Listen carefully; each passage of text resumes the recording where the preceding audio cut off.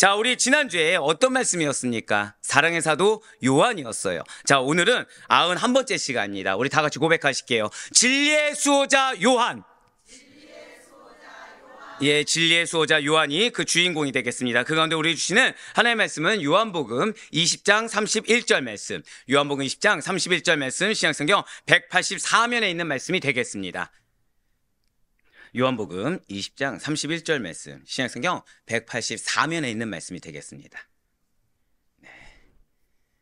미리 말씀드리지만 다음 주에 눈 소식이 있습니다. 눈 소식이 있으니까 오가는 운전길 조심하시고요. 오늘 밤에도 눈 소식이 있다고 하지만 눈이 그냥 이렇게 흩날리다가 많은 수준이라고 해서 일찍 끝날 것 같지는 않습니다. 네. 네, 걱정하지 마시라고. 네. 자, 요한복음 20장 31절 말씀. 자, 우리 다 같이 한 목소리 합독하도록 하겠습니다. 요한복음 20장 31절의 말씀입니다. 시작. 오직 이것을 기록함은 너희로 예수께서 하나님의 아들 그리스도이심을 믿게 하려 함이요 또 너희로 믿고 그 이름을 힘입어 생명을 얻게 하려 함이니라. 아멘. 네, 그렇습니다. 오늘은 지난주에 이어서 요한 그 두 번째 시간으로 진리의 수호자 요한이 바로 그 주인공이 되겠습니다. 자, 항상 이 인물 설교를 할 때 마음속으로 좀 다짐한 것이 있어요. 마음속으로 다짐한 것이 뭐냐면 한 인물을 두 번 이상은 말씀을 안 드리려고 합니다. 그리고 한 인물에 대해서 가급적이면 모든 것을 포괄적으로 개관하면서 여러분들이 잘 아는 부분 말고 정말 성경에서 이 인물을 조망하는 그 관점, 이게 아이러니하게도요, 우리가 익숙한 관점과 성경에서 중요하게 여기는 관점이 정말 차이가 있습니다. 아마 지금까지 들어보셔서 아실 거예요. 그리고 여기에 더해서 그 하나의 포커스를 맞추느라 여러분들에게 다른 걸 놓치지 말게는 해야겠다라는 생각이 있습니다. 그러다 보니 이 베드로나 요한 같은 경우에는 사실은 훨씬 더 길어요. 맨 처음에 했을 때는 한 2달간을 해도 충분할 분량이 나왔었습니다. 근데 이거를 2주 동안 지금 하려고 하니까 좀 말이 좀 빠를 수도 있고 내용이 좀 방대할 수도 있지만 하지만 우리에게 말씀하시고자 하는 건 명확하기 때문에 그걸 놓치지 마셨으면 좋겠어요. 자, 오늘 말씀의 제목이 무엇이라고요? 맞습니다. 진리의 수호자 요한이에요. 자, 그렇다면 사랑하는 성도 여러분들, 보통 요한 하면 뭐가 떠오르십니까? 사랑이에요. 예, 맞습니다. 사랑입니다. 네? 사랑. 네. 한 번도 아니고 사랑. 네, 그렇죠. 사랑이 보통 떠오른다는 거죠. 그리고 그 이름의 뜻에서 여러분들 무엇을 지난주에 새롭게 깨달았죠? 그냥 사랑이 아니었죠. 자, 무엇을 뜻했습니까? 이야, 진노하는 자들이 정말 많네요. 자, 옆에 있는 분한테 그래서 한 번 더 우리 이렇게 인사합시다. 당신을 예수님께서 총애하십니다. 네. 그냥 사랑도 아니고 총애하다. 요한의 이름의 뜻이 무엇이었다고요? 하나님께서 총애하시다. 예, 맞아요. 우리가 그래서 요한처럼 사실은 하나님의 그냥 사랑받은 자들이 아니라 하나님의 총애를 받는 자들이라는 사실을 듣고서 은혜를 받을 수가 있었다는 거죠. 자, 이렇게 누군가에게 사랑을 받는다. 어떻게 좋으십니까? 부담되십니까? 아, 좋다고 하셨죠. 네, 사랑의 표현이 달라질 수가 있긴 하지만, 네, 사실은 기분 좋은 일이죠. 누군가한테 미움을 받고, 누군가한테 시기를 받고, 누군가한테 비난을 받기보다는 이렇게 사랑을 받는다, 누군가에게 좋아함을 받는다, 애정함을 받는다, 이런 거는 정말 기분 좋은 일입니다. 하물며 총애한다라고 한다고 한다면, 총애하다가 무슨 뜻일까요? 총애하다. 네. 왜 그런 거 있잖아요. 알겠는데 표현하자니 참 뭐라고 말을 표현할 수가 없는, 누구보다 남달리 귀엽게 여기는 겁니다. 남달리 사랑을 주는 거라는 거죠. 그러니까 다른 누구보다도 남달리 귀엽게 여겨서 사랑하는, 바로 그 사랑을 우리가 받는다고 한다면 더더욱 행복할 거라는 거예요. 자, 여러분들 자녀가 어렸을 때 실수하면은 화가 나십니까? 귀여우셨습니까? 그렇게 보신다는 거예요. 자, 총애하단 말이 이래서 중요합니다. 우리의 작은 실수를 하나님께서 무차별적으로 정죄하는 하나님이 아니세요. 우리의 연약함을 긍휼히 여겨주십니다. 우리의 잘못을 긍휼히 여겨주시고 그 긍휼히 여기심에 더해서 우리를 귀엽게 여겨주신다는 거죠. 그런데 여기서 자녀들이 인정하면 아이쿠 내 사랑하는 아들, 내 사랑하는 딸 이럴 수가 있어요. 근데 끝까지 고집 부리면 어떻습니까? 귀엽습니까? 얄밉습니까? 네, 그때부터는 뭔가를 들어야죠. 예, 그때부터 뭔가를 들고 마음에 이제 어려움이 생기게 되는 거죠. 아이러니하죠. 자녀는 부모에게 사랑을 받고자 나의 연약함을 고백하기 싫은 것뿐인데 부모는 모든 것을 알기 때문에 자녀의 그 잘못을 솔직하게 고백하고 인정하는 것을 원한다는 거예요. 부모님이 아무리 약속을 한다고 해도 이 약속을 믿지 못하고 순간의 유혹에 슬쩍 넘어가서 최선을 다하지 못해 그 약속을 성취하지 못했을 때 차라리 부모님은 그 순간의 유혹을 내가 이기지 못해서 이 시험 결과가 좋지 못했습니다, 이 상황을 이겨내지 못했습니다 라는 믿음의 고백을 바라는 것이지, 그 순간에 나는 잘할 수 있었는데 누구 때문에 어떠한 환경 때문에 끝까지 고집 부리는 것을 부모님은 원치 않는다는 것이죠.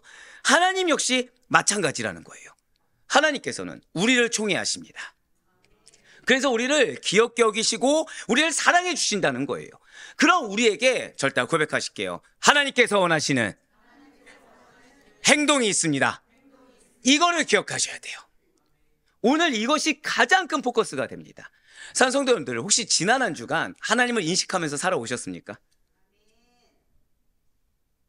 보통 이렇게 한 명이 할 때는 되게 못된 마음이 들지만 축복할지어다. 네네네.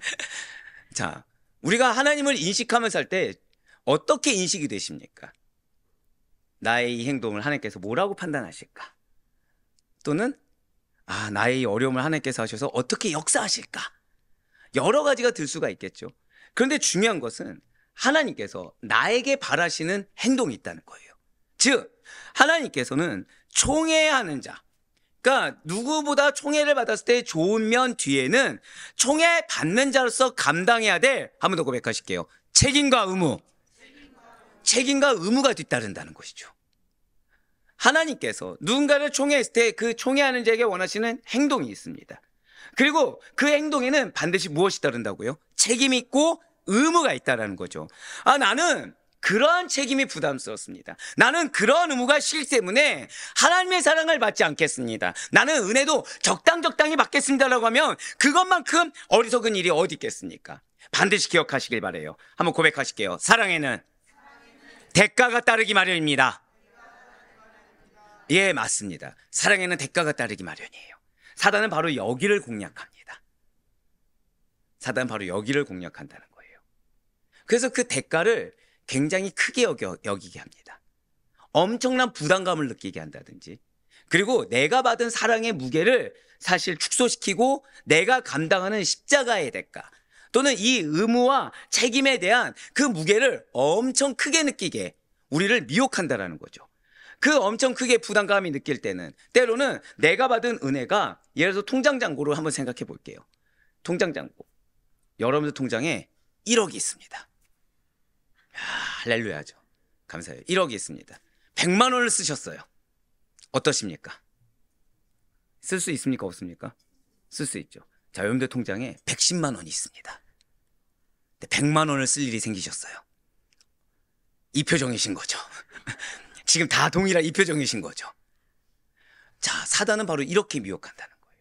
우리가 받은 사랑은 풍성합니다. 우리가 받은 은혜는 무궁무진합니다. 그 가운데 우리에게 주시고자 하는, 우리에게 원하시는 행동과 대가와 의무는 지극히 미약한데, 이것이 마치 내가 받은 것은 이만큼이고 나에게 원하는 분량은 이만큼인 것처럼, 그래서 부담감, 상실감, 무게감, 곤고함, 여러 가지 우리가 나약해질 수 있을 만한 감정을 사단은 느끼게 한다는 거예요. 하지만 그렇지 않습니다. 우리 한번 더 고백하실까요? 받은 사랑이 차고도 넘습니다. 이거를 기억하셔야 돼요. 총애를 받는다는 것은 하나님께서 우리에게 주신 사랑이 차고도 넘치는 것입니다. 우리가 이게 넘쳐 흘러서, 왜 우리가 기름 붓듯이 붓는다고 하잖아요. 넘쳐 흘러서 부족함이 없다라는 거죠. 예, 맞습니다. 그렇기 때문에 받는 사랑에는 대가가, 즉 책임과 의무가 뒤따르게 되어 있다라는 거예요. 자, 그렇다면 누가 지금 하나님의 총애를 받은 제자입니까? 요한이죠. 하나님의 총애를 받은 요한은 그 받은 사랑에 대한 보답을 무엇으로 한 것입니까? 여러분들이 요한하면 사랑이 생각나시는데, 지금 요한은 하나님의 총애를 받았어요. 이름에서부터 총애를 받았고, 예수님의 제자로 있는 동안에도 총애를 받았고, 아시다시피 유일하게 순교당하지 않았습니다. 끝까지 천수를 누렸어요. 자, 그 자는 무엇으로 보답을 했던가요? 고백하시겠습니다. 진리를 수호하는 사명. 여러분들 이걸 놓치지 마시길 바래요. 여러분들의 삶에 철저할 정도로 진리를 지키고자, 진리를 보존하고자 여러분들이 투쟁한다고 한다면, 진리를 지키고자 여러분들의 마음을 지키고 삶을 지키려고 한다면 하나님께서 보호하십니다. 하나님께서 반드시 도우시고 힘주시는 줄 믿으시길 바래요. 그렇습니다. 요한 역시 그랬다는 거예요. 환경이 받쳐줘서가 아닙니다. 사람이 많아서가 아니에요. 하나님이 그를 사랑하셨다는 그 이유 하나. 자, 여러분들 혹시 결혼하실 때 배우자의 사랑을 의심하면서 결혼하셨습니까? 대다수는 그러지 않았을 겁니다. 배우자의 사랑을 확신하기 때문에 결혼을 하죠. 자, 근데 그 사랑에는 이 남자는, 이 여자는 내가 원하는 거라고 하면은 두 손 두 발 들고 반대할 거라는 마음으로 결혼하셨습니까? 아니면 내 편이 돼줄 거라고 결혼하셨습니까? 다 내 편이 돼줄 거라고 해서 결혼하죠. 근데 싸움은 왜 싸우죠? 그렇죠. 내 편인 줄 알고 결혼했는데 남의 편인 거예요. 여기서부터 이제 싸움이 되는 거죠. 근데 우리가 사랑받는다고 느꼈을 때, 자, 어떤 마음이 든다고요? 내 편이다. 이 사람이 날 사랑한다고 했을 때 내 편이라는 확신이 있다는 거예요. 자, 요한 역시 마찬가지였다는 거예요. 사람이 없더라도, 환경이 어렵다고 하더라도 한 번 더 고백하실게요. 하나님이 내 편이십니다. 이거를 의심치 않았다는 거죠. 하나님이 내 편이세요. 근데 그 하나님이 나에게 원하시는 것이 있다는 것입니다. 그 하나님이 지금 이 순간 나에게 바라시는 것이 있다는 거예요. 그 하나님이 바로 지금 이 순간 나에게 원하시는 대가와 책무가 있다는 것이죠. 근데 그 대가와 책무가, 자, 예를 들면 여러분 또다시 이제 여쭤보면 결혼할 때 내 편이 돼줄 거라고 했어요. 자, 그러면 한번 여성분들 한번 여쭤보겠습니다. 여성분들, 그 사랑하는 남편을 위해서 밥 차리는 것이 일이었습니까? 즐거우셨습니까? 지금 말고요. 자, 결혼했을 때, 예, 지금 말고, 예, 지금은 예, 일이시겠죠. 아, 죄송합니다. 우리 성도님들은 누구도 일이라 여기지 않겠지만, 네, 처음에 일이 아닙니다. 남편이 좋아하는 거라고 한다면, 특히나 남편이 좋아한다고 하더라도 건강에 만약에 이게 이상이 있는 거라고 한다면 어떻게든 좋은 거를 먹이고 싶은 것이 우리라는 거죠. 예, 마찬가지라는 거예요. 하나님께서는 우리에게 좋은 걸 주십니다. 마찬가지로 우리가 하나님을 정말 사랑한다고 한다면, 우리가 그리스도를 정말 사랑한다고 한다면 그 그리스도께 우리는 사실 의무를 하고 책임을 진다고 하지만 이것이 일이 되지 않는다는 것이죠. 이것이 기쁨이 된다는 거예요. 예, 맞습니다. 요한 역시 마찬가지였어요. 요한은 하나님이 나에게 뭘 바라는지 알고 있었습니다. 요한은 하나님께서 지금 작은 자인 나에게 왜 제자라는 크나큰 사랑을, 게다가 총애하심을 경험하게 하셨는지를 너무나도 잘 알고 있었어요. 그것이 무엇이었습니까? 진리를 수호하는 사명을 원했다는 것이죠. 요한에게 바란 것은 다른 것이었습니다. 진리를 수호하길 바랬어요. 우리 사랑하는 성도님들에게도 역시 마찬가지라는 거예요. 하나님께서 여러분들을 사랑하십니다. 그거는 제가 절실히 느끼고 있어요. 항상 절실히 느끼고 있습니다. 이게 말씀이 풍성해질 때가 있습니다.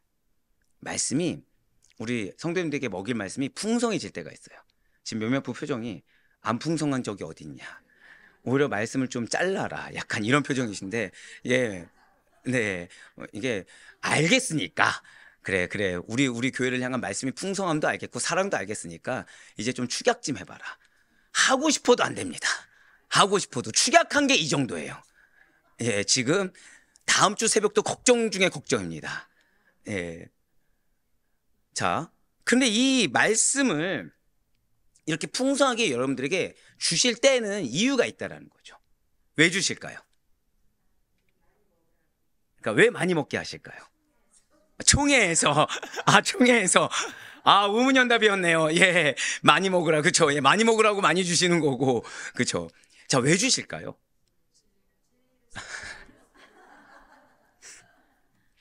제가 제 힘이 별로 없어요. 저를 무너뜨리시면 안 됩니다. 예, 그러니까 여러분들을 너무 잘 아시기 때문이라는 거예요. 한 번 더 고백하실게요. 나에게 힘 주시길 원하십니다. 예, 맞아요. 약속의 말씀 믿고 달려가요. 근데 매 순간 은혜는 정말 충만하지만 현실의 무게와 부딪혔을 때, 그리고 현실의 상황과 부딪혔을 때 말씀으로는 변화될 거야. 말씀으로는 채워 주실 거라고 알고 있지만 사실 마음 가운데는 어떻죠? 계속 요동친다는 거예요. 지치게 됩니다. 근데 그런 우리를 아시기 때문에 지치지 말라고. 그런 우리를 아시기 때문에 하나님께서 아신다라는 고백하실게요. 말씀은 사랑의 표현입니다. 예, 말씀은 사랑의 표현이에요. 여러분들 향한 하나님의 사랑의 표현인 것입니다. 제가 저라고 해서 하나님, 우리 성도님들 죄송해요. 그냥 그대로 기도 내용대로 말씀을 드리면 우리 성도님들 이 말씀 다 못 드실 것 같은데요. 이것도 이전 것은 다 지나갈 것 같습니다. 이게 시작 말씀과 끝의 말씀 중에 시작 말씀은 온데간데 없고 끝의 말씀만 기억하고 붙잡고 기도할 것 같습니다. 이게 말씀을 좀 적당히 차라리 이거 한 반 정도만 전해도 충분히 다 은혜 받을 것 같은데요 라고 제가 이제 정말 기도를 언제 했냐? 화요일 날 했습니다. 화요일 날 했어요. 수요일 날 오세훈 목사님 설교 중에 그런 말씀을 하시더라고요. 목회자는 페이를 받는다. 그 페이 왜 받는다고요? 말씀을 잘 전하라고. 자, 1번 말씀을 잘 전하는 거는 본인이 본인 임의대로 재단에서 전한다. 2번 아니다. 주시는 대로 전하는 것이다. 피할 수가 없습니다. 네, 피할 수가 없어요. 여러분들을 사랑하셔서 그렇게 주신다는데 그럼 좋습니다. 말씀을 왜 그렇게 충만하게 주실까요? 자, 솔직히 여러분들 나는 말씀을 100% 소화가 솔직히 잘 안 된다. 있으십니까? 감사합니다. 감사합니다. 이게 머리로 아는 것과 소화가 뭐죠? 삶으로 실천하는 거죠. 삶으로 실천하는 거. 어렵습니다. 근데 지금 말씀을 계속 주세요, 안 주세요? 계속 주세요. 계속 주세요. 이유가 무엇일까요? 이유가 무엇일까요? 사랑하시기 때문에 주시죠. 사랑하시기 때문에 주는데 왜 내가 소화할 수도 없는데 이렇게 계속해서 충만하게 여러분들에게 말씀을 주시는 것입니까? 왜? 여러분들 삶 가운데 차라리 아예 하나님의 역사를 못 봤으면 좋겠는데 이렇게 하나님께서 응답하시네? 이렇게 하나님께서 말씀하시네? 라는 것을 단 10%라도 아니 단 1%라도 왜 경험하게 하시는 것입니까? 왜? 나는 아직 그 정도 단계가 아니라고 생각하는데 하나님께서 나에게 사명이란 걸 주시고 하나님께서 나에게 약속이란 걸 주시고 하나님께서 나에게 그것을 당신께서 강권해서 마치 끌려가듯이 나를 붙잡아 이끄시는 것입니까? 내 마음은 아직도 어려운데 내 환경은 아직 해결되지 않았는데 내 생각 가운데 내가 급하다고 한 기도 제목은 아직 해소되지 않았고 그럼에도 불구하고 너무 큰 비전을 주시고 너무 확실한 약속의 말씀을 주셔서 오도 가도 못하게 왜 만드시는 것입니까? 우리에게 대체 무엇을 바라시는 걸까요? 여러분들을 통해 증거하길 원하신다는 거예요. 어떤 인간의 잘남 때문이 아니라 어떤 인간의 지식의 유무 때문이 아니라 한 번 더 고백하실게요. 하나님께서 나를 택하셨습니다. 그 택하심 그 예정하심과 선택하심의 은혜가 얼마나 큰지 그래서 선택하신 자를 사랑하신다는 말이 얼마나 큰지 증명하기를 원하신다는 거예요. 우리의 연약함에도 불구하고 우리의 작은 기도에 응답하신 하나님 우리의 연약함에도 불구하고 하나님의 역사를 인정할 수밖에 없는 하나님 우리의 연약함에도 불구하고 내 삶 가운데 개입하셔서 진짜 하나님이 죄송합니다. 이 가정과 우리 가정을 비교해봤을 때 이렇게 역사하고 계시네? 라고 증거가 되기를 원하셔서 그럼 우리가 나를 드러낼 수 있겠습니까? 나를 드러낼 수 없다는 거죠. 결국 우리 집들의 고백 뭐만 나오죠? 하나님이 하셨습니다. 예, 맞아요. 요한이 그걸 알았다는 거예요. 요한이. 그러니까 요한은 자신이 어떻게 잘나서 이제 주일날도 나오겠지만 어떤 똑똑한 엘리트도 아닙니다. 요한의 직업이 뭐였죠? 어부였습니다. 어부였어요. 근데 여러분들 어부하면 누가 생각나시나요? 예수님 12제자 중에. 예. 자, 요한은 실제 당시의 사략을 보면 사실은 아버지가 누구였다고요? 세베대죠. 부자였다고 말씀드렸습니다. 그러면은 요한이란 이름이 드러났을까요? 세베대의 둘째란 이름이 드러났을까요? 세베대의 둘째였어요. 그 두각을 나타낸 자도 아니었습니다. 두각을 나타낸 자도 아니었어요. 근데 그냥 예수님이 택하신 거예요. 그냥 예수님이 택하셔서 사랑을 주신 겁니다. 요한은 거기에 대해서 이 마음에 항상 빚이 있다는 거죠. 누구도 알아주지 않는데, 누구도 인정해주지 않았는데 자기를 선택해 주신 거예요. 자기를 선택해서 자기에게 다른 누구보다 총애를 한 겁니다. 동계사는 누가 제일 잘했을까요? 12제자 중에 누가 제일 잘했을까요? 네? 자, 1번 마태, 2번 유다. 정답은? 이렇게 말하면 마태겠죠. 네. 네네. 세리였기 때문에. 이런 말씀은 이제 번외지만 유다가 정말로 동계산을 잘했으면은 그런 어리석은 방법은 쓰지 않았을 겁니다. 네. 뭐 동계산, 언어, 뭐 하나 특출나게 드러낼 만한 것이 없어요. 근데 요한에게, 자, 여러분들 요한하면 뭐가 생각난다고요? 사랑. 그게 요한에겐 자랑이었다는 거예요. 여러분들의 자랑이 바로 그것이 돼야 됩니다. 한 번 더 고백하실게요. 하나님께서 나를 특별히 사랑하십니다. 그것이 여러분들의 자랑이 돼야 돼요. 그것이 여러분들의 전부가 돼야 됩니다. 사람이 몰라줘도, 환경이 몰라줘도, 그리고 내 생각대로 흘러가지 않는다고 하더라도 하나님께서 나를 사랑하신다고 한다면 반드시 나의 삶에 개입하시사 반드시 나를 통해 당신의 진리를 증거할 것이다. 할렐루야. 요한이 그래서 진리를 수호하는 사명을 감당함으로 자신이 받은 그 사랑의 빚을 갚아나가려고 했다는 거죠. 자, 제가 방금 뭐라 말씀드렸습니까? 갚아나간다라고 말씀을 드렸어요. 갚아나간다. 예, 맞아요. 요한은 어떻게든 갚지 않으면 안 되는 겁니다. 요한은 어떻게든 갖고 싶은 거예요. 받은 사랑이 너무 큰 겁니다. 내가 그 받은 사랑을 받을 만한 자격이 있는 자가 아닌데, 내가 총애를 받을 만한 자격이 있는 자가 아닌데, 예수님께서 자기를 너무 사랑해 주시는 거예요.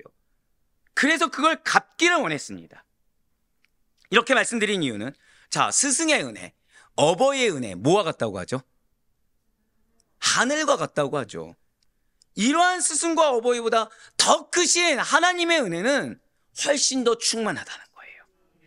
훨씬 더 넘치게 주신다라는 것입니다.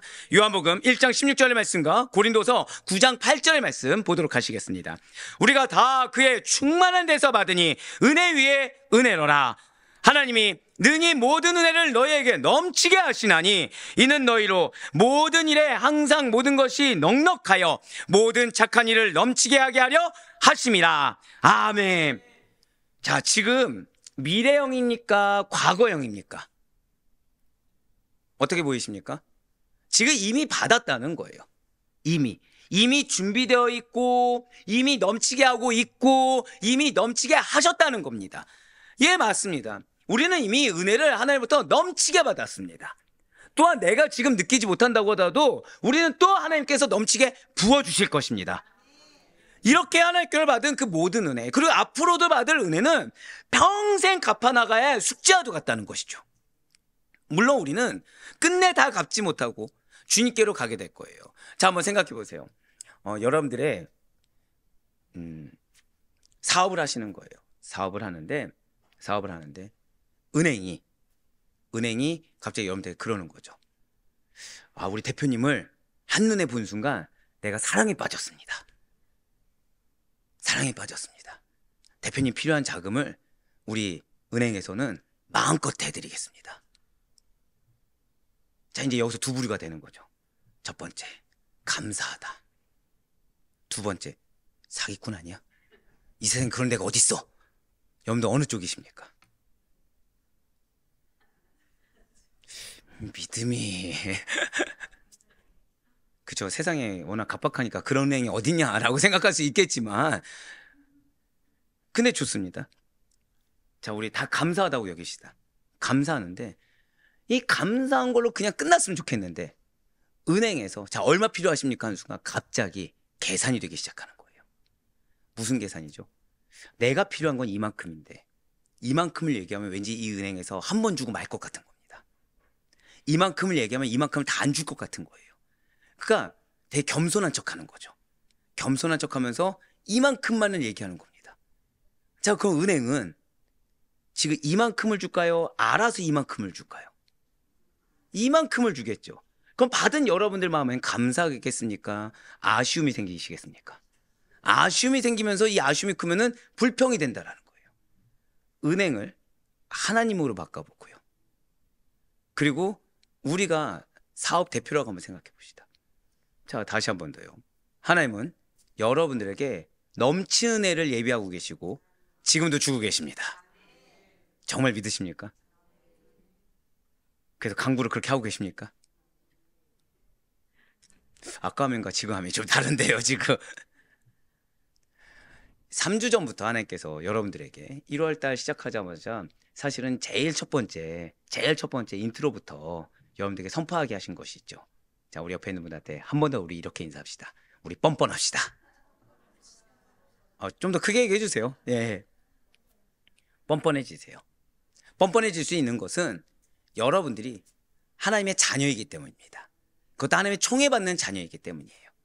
총애받는 자녀이기 때문에 하나님께 뻔뻔하게 구할 수 있는 것이고, 총애받는 자녀이기 때문에 하나님이 나에게 뭘 원하시는지를 알 수가 있다는 거죠. 예, 맞습니다. 이미 우리에게는 하나님께서 평생 다 갚지 못할 은혜를 주셨고 사랑을 주셨어요. 우리는 물론 그것을 다 갚아나갈 수가 없습니다. 다 갚아나갈 수가 없고, 그거에 대해서 다가 웬 말입니까? 단 1%도 갚을 수가 없으며 주실 준비를 이렇게 하는데도 의심이 많아서 이만큼만 구하고, 내가 이만큼 구해놓고서 받지 못한 이만큼을 가지고 불평불만을 넣어놓을 정도로 악한 존재들이 우리들이 또 많습니다. 그럼에도 불구하고 다급해지면 찾습니까? 안 찾습니까? 또 찾는 연약한, 아니 악한 우리들이 맞다라는 거예요. 그럼에도 불구하고 우리는 열심히 갚아나가는 척 시도라도 할 수 있어야 된다는 거죠. 아예 시도조차 하지 못하면 안 된다는 거예요. 열심히라도 낼 수가 있어야 된다는 것입니다.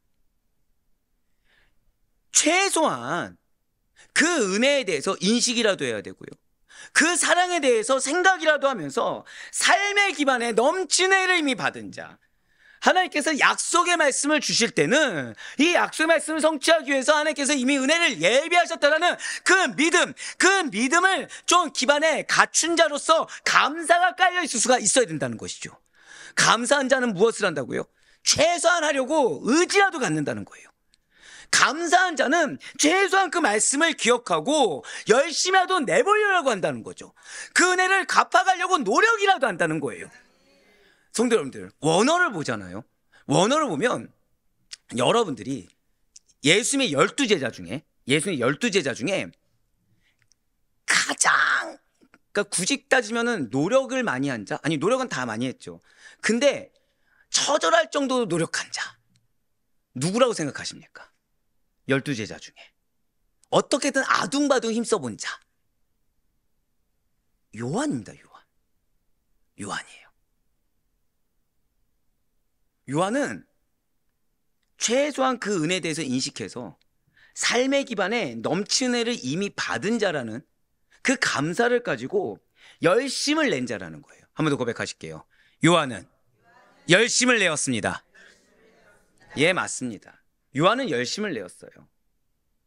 한번 생각해 보시길 바래요. 남편의 월급이 200만 원입니다. 오늘 자꾸 우리 권사님과 여시사님 하는데 남편 월급이 200만 원입니다. 그런데 한 달간 맨날 야근을 하는 거예요.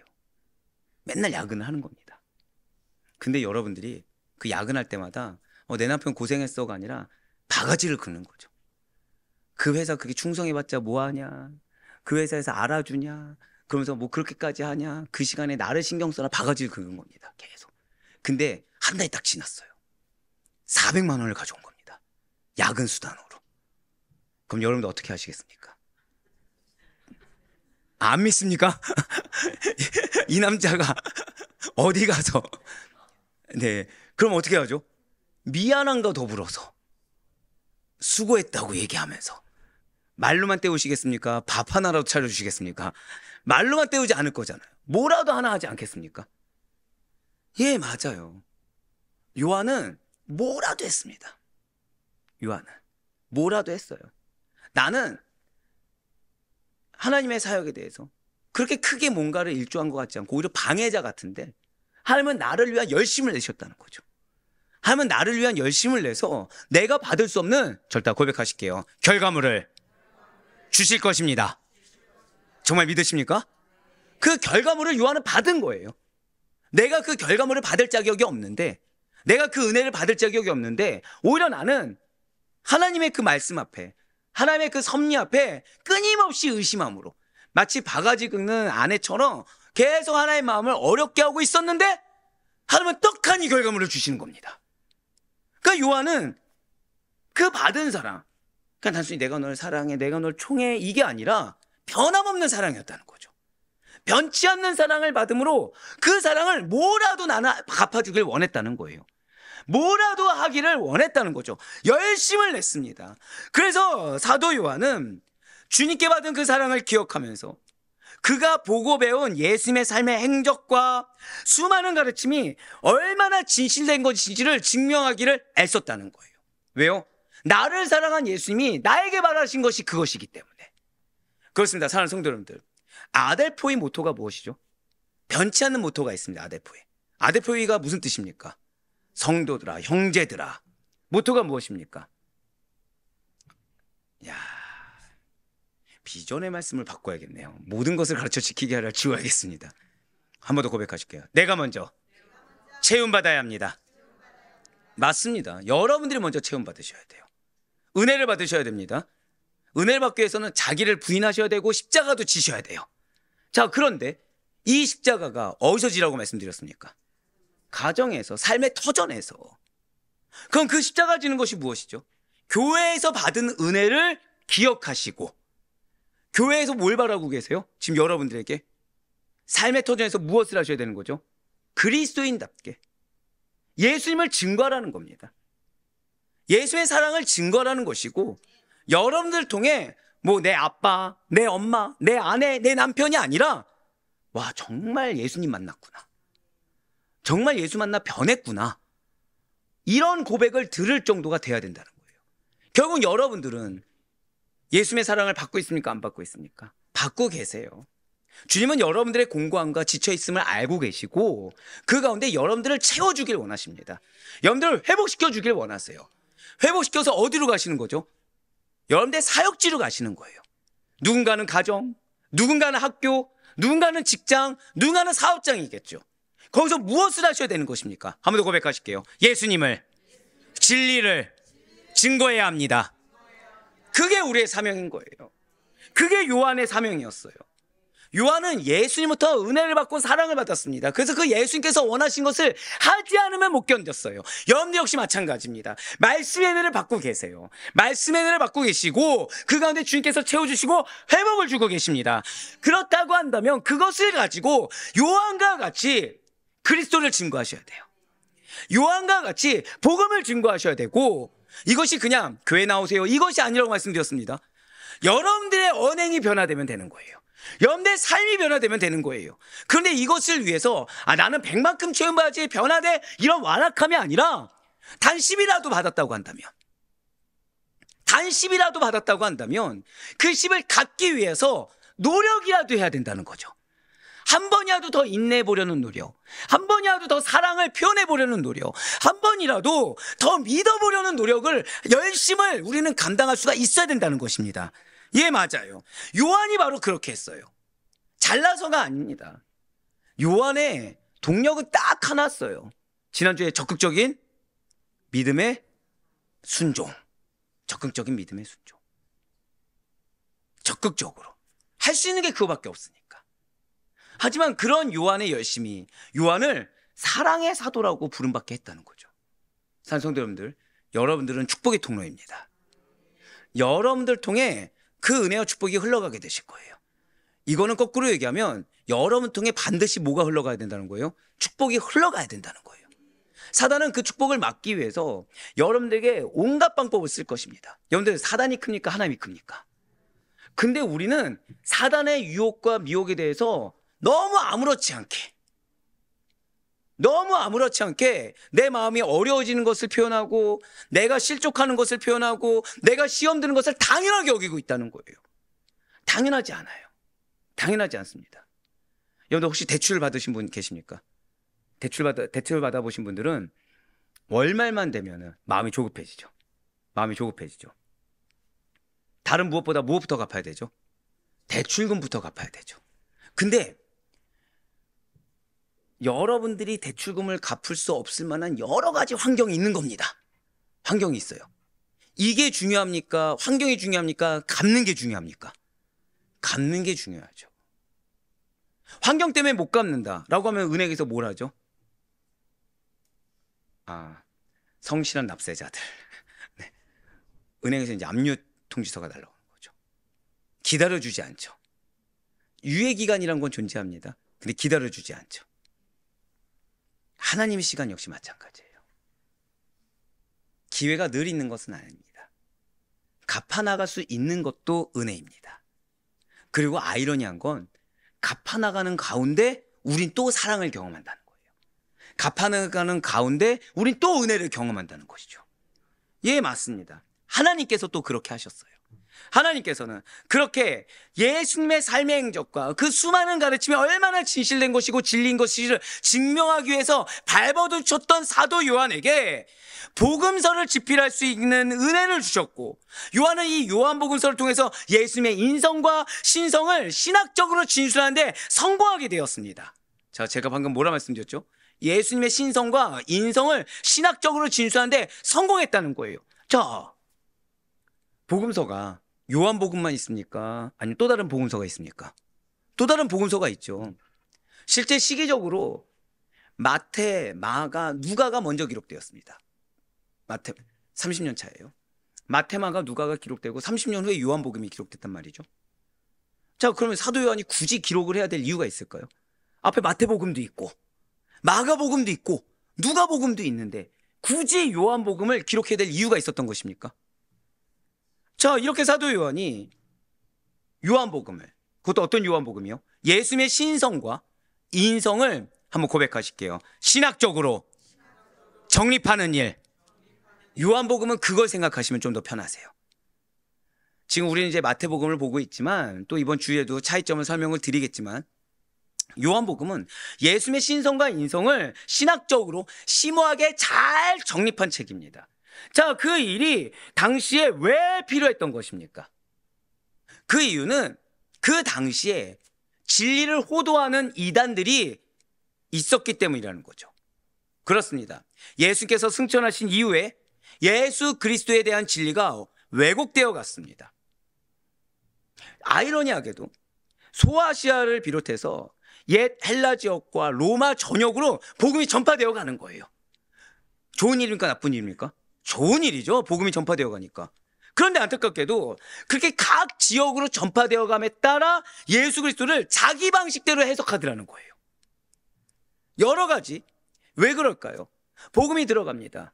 근데 이 복음이 들어갔을 때 그 지역에 문화와 사상이 있을까요? 없을까요? 있죠.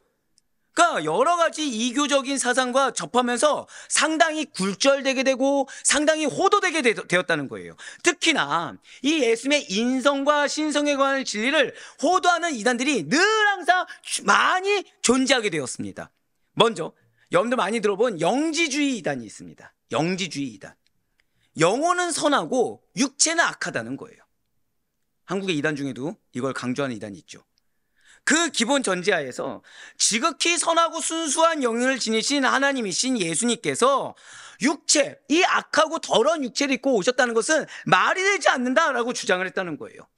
따라서 예수 그리스도께서는 실제로 육체를 입고 오신 것이 아니라 사람들을 위해서 그렇게 보이도록 육체의 형상만을 빌렸다라는 고백하실게요.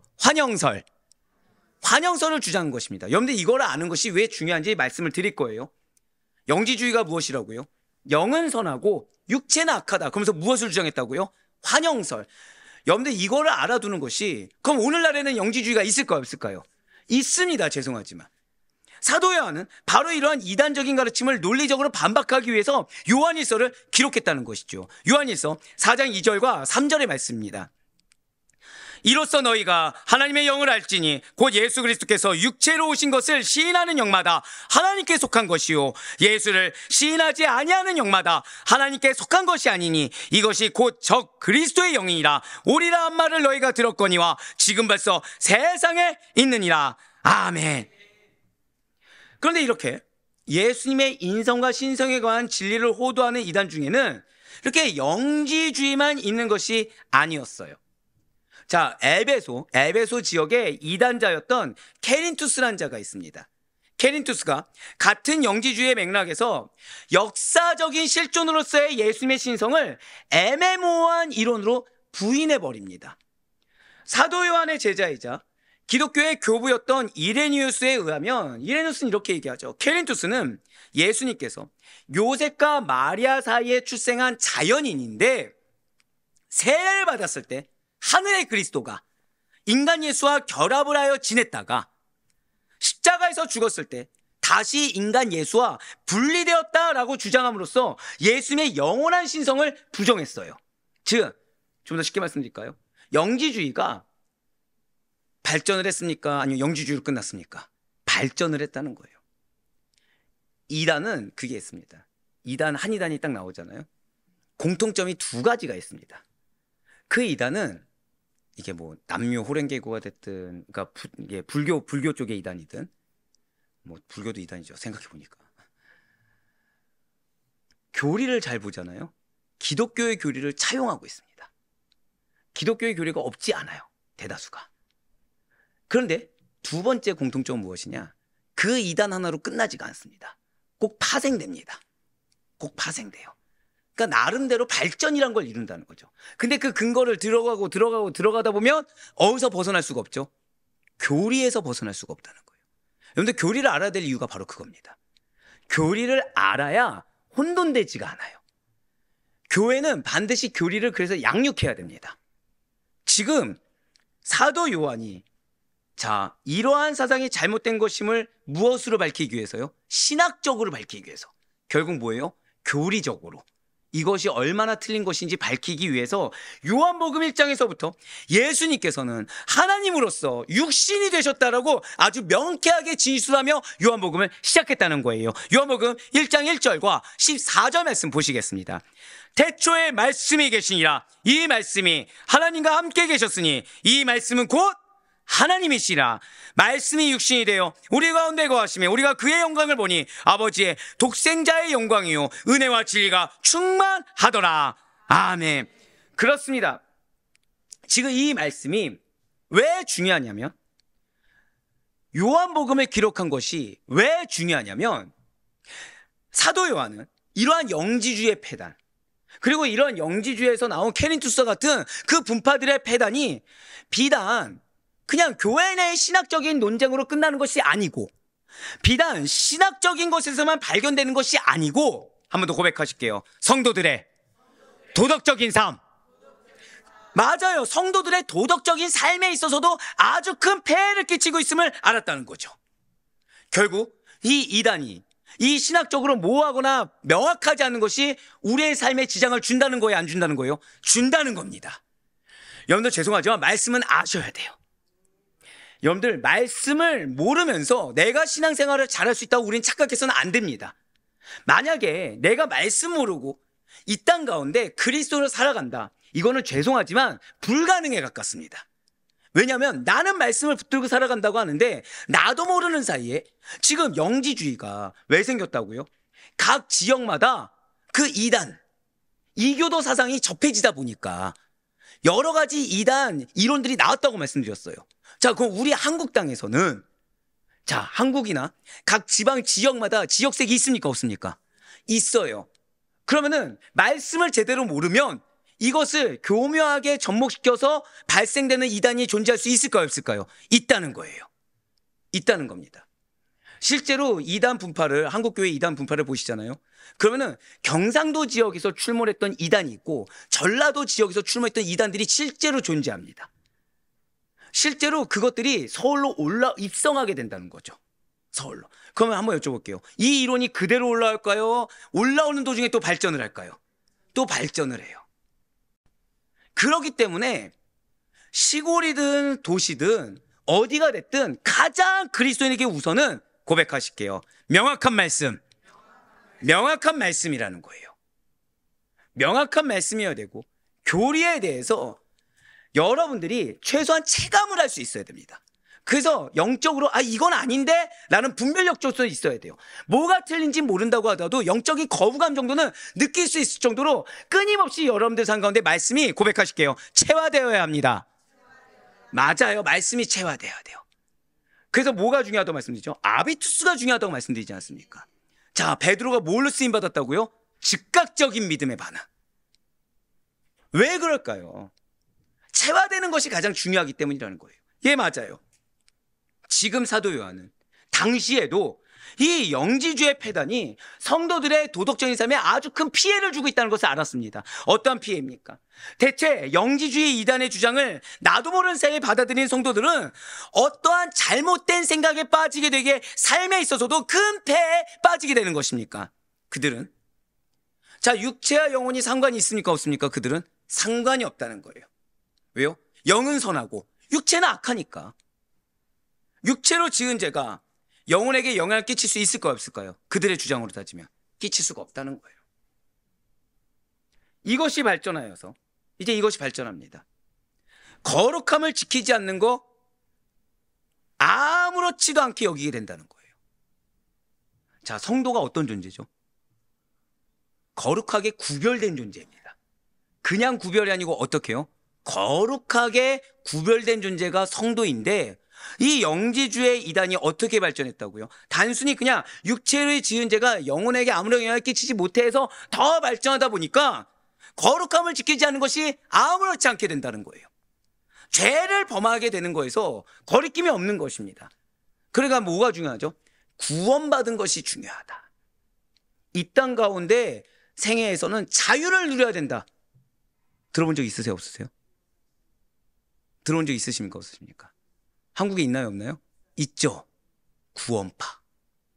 구원파. 복음의 자유를 누려야 된다. 복음의 자유를 누려야 된다.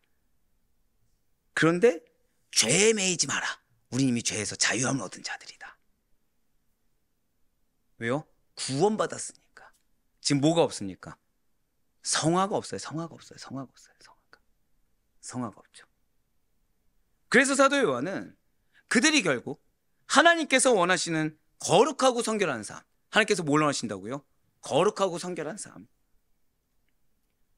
이 거룩하고 성결한 삶을 우리가 지킬 수 없는 게 맞아요. 근데 우리가 지킬 수 없다고 인간적인 입장에서 지킬 수 없으니까 자유함을 누리자, 이거는 지극히 인본주의적인 생각이고, 지킬 수가 없더라도 요한처럼 아둥바둥 할 수 있어야 된다는 거죠. 열심히 한 거는 시기라도 반보라도 나갈 수가 있어야 된다는 것입니다. 하나님은 그걸 보기를 원하신다는 거예요. 하나님은 어제보다 오늘 더 많은 은혜를 베풀어 주십니다. 오늘보다 내일 더 큰 사랑을 베풀어 주십니다. 그래서 우리에게 원하신다는 거예요. 어제보다 더 성숙하거나 성장한 믿음, 최소한 그 믿음이 연약하더라도 하나님을 신뢰하는 믿음, 하나님을 온전히 믿는 믿음으로 단 반보라도, 단 언어 하나라도 변화되고자 하는 믿음의 노력을 원하시고 계시다는 거죠. 예, 맞습니다. 그래서 도덕적으로나 윤리적으로도 바른 삶을 살기 위해서, 자, 하나님께서 원하신 건 어떤 삶이라고요? 거룩하고 성결한 삶이에요. 그래서 실제로 거룩하고 성결한 삶이 그냥 여러분들 삶 가운데 실제가 되기 위해서, 거룩하고 성결한 삶이 여러분들 삶 가운데 실제가 되기 위해서는, 한 번 더 고백하실게요. 하나님의 사랑. 하나님의 사랑이 어떠한 것인지를 알고 그걸 아는 대로 실천하기를 교훈했다는 거예요. 진실로 사도 요한은 그리스도인의 삶이란, 한 번 더 고백하실게요, 사랑을 실천하는 삶,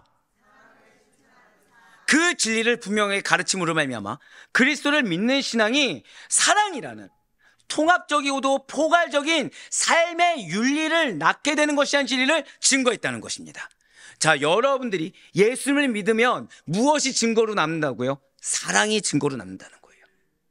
그래서 혹시나 여러분들의 지금 삶 가운데 주님께서 맡겨주신 영혼들이 있으십니다. 뭐 인정하지 않으셔도 돼요. 네.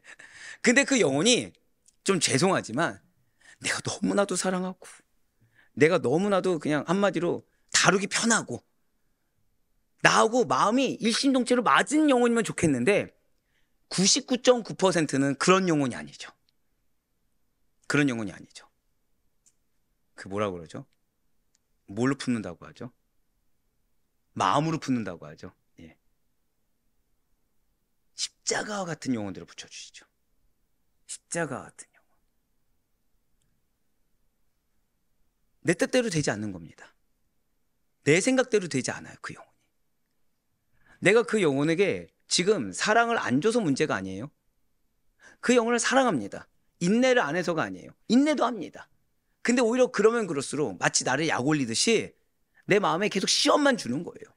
계속. 근데 지금 여러분들은 잊지 말아야 될 것이 있어요. 지금 여러분들은 그 영혼을 만나기 전에 누구를 만나십니까? 하나님을 만난다는 거예요. 그 하나님께서 여러분들을 총회하시사 거룩하게 구별되어 택하셨습니다. 그래서 여러분들에게 지금 보고자 하는 것은, 절대 고백하실게요. 나에게 원하시는 것은 성공이 아니라 증거입니다. 이걸 기억하셔야 돼요. 때론 누군가는 눈물이 증거가 되고요. 때론 누군가는 고백이 증거가 되고요.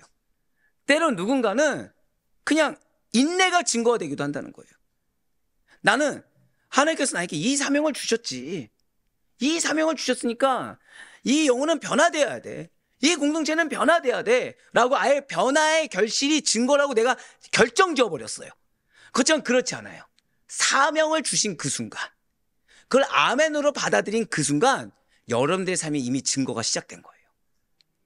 여러분들의 삶이 이미 증거가 시작됐기 때문에 그 증거를 사랑이라는 통합적이고도 포괄적인 삶의 윤리를 낳으시면 되는 것입니다.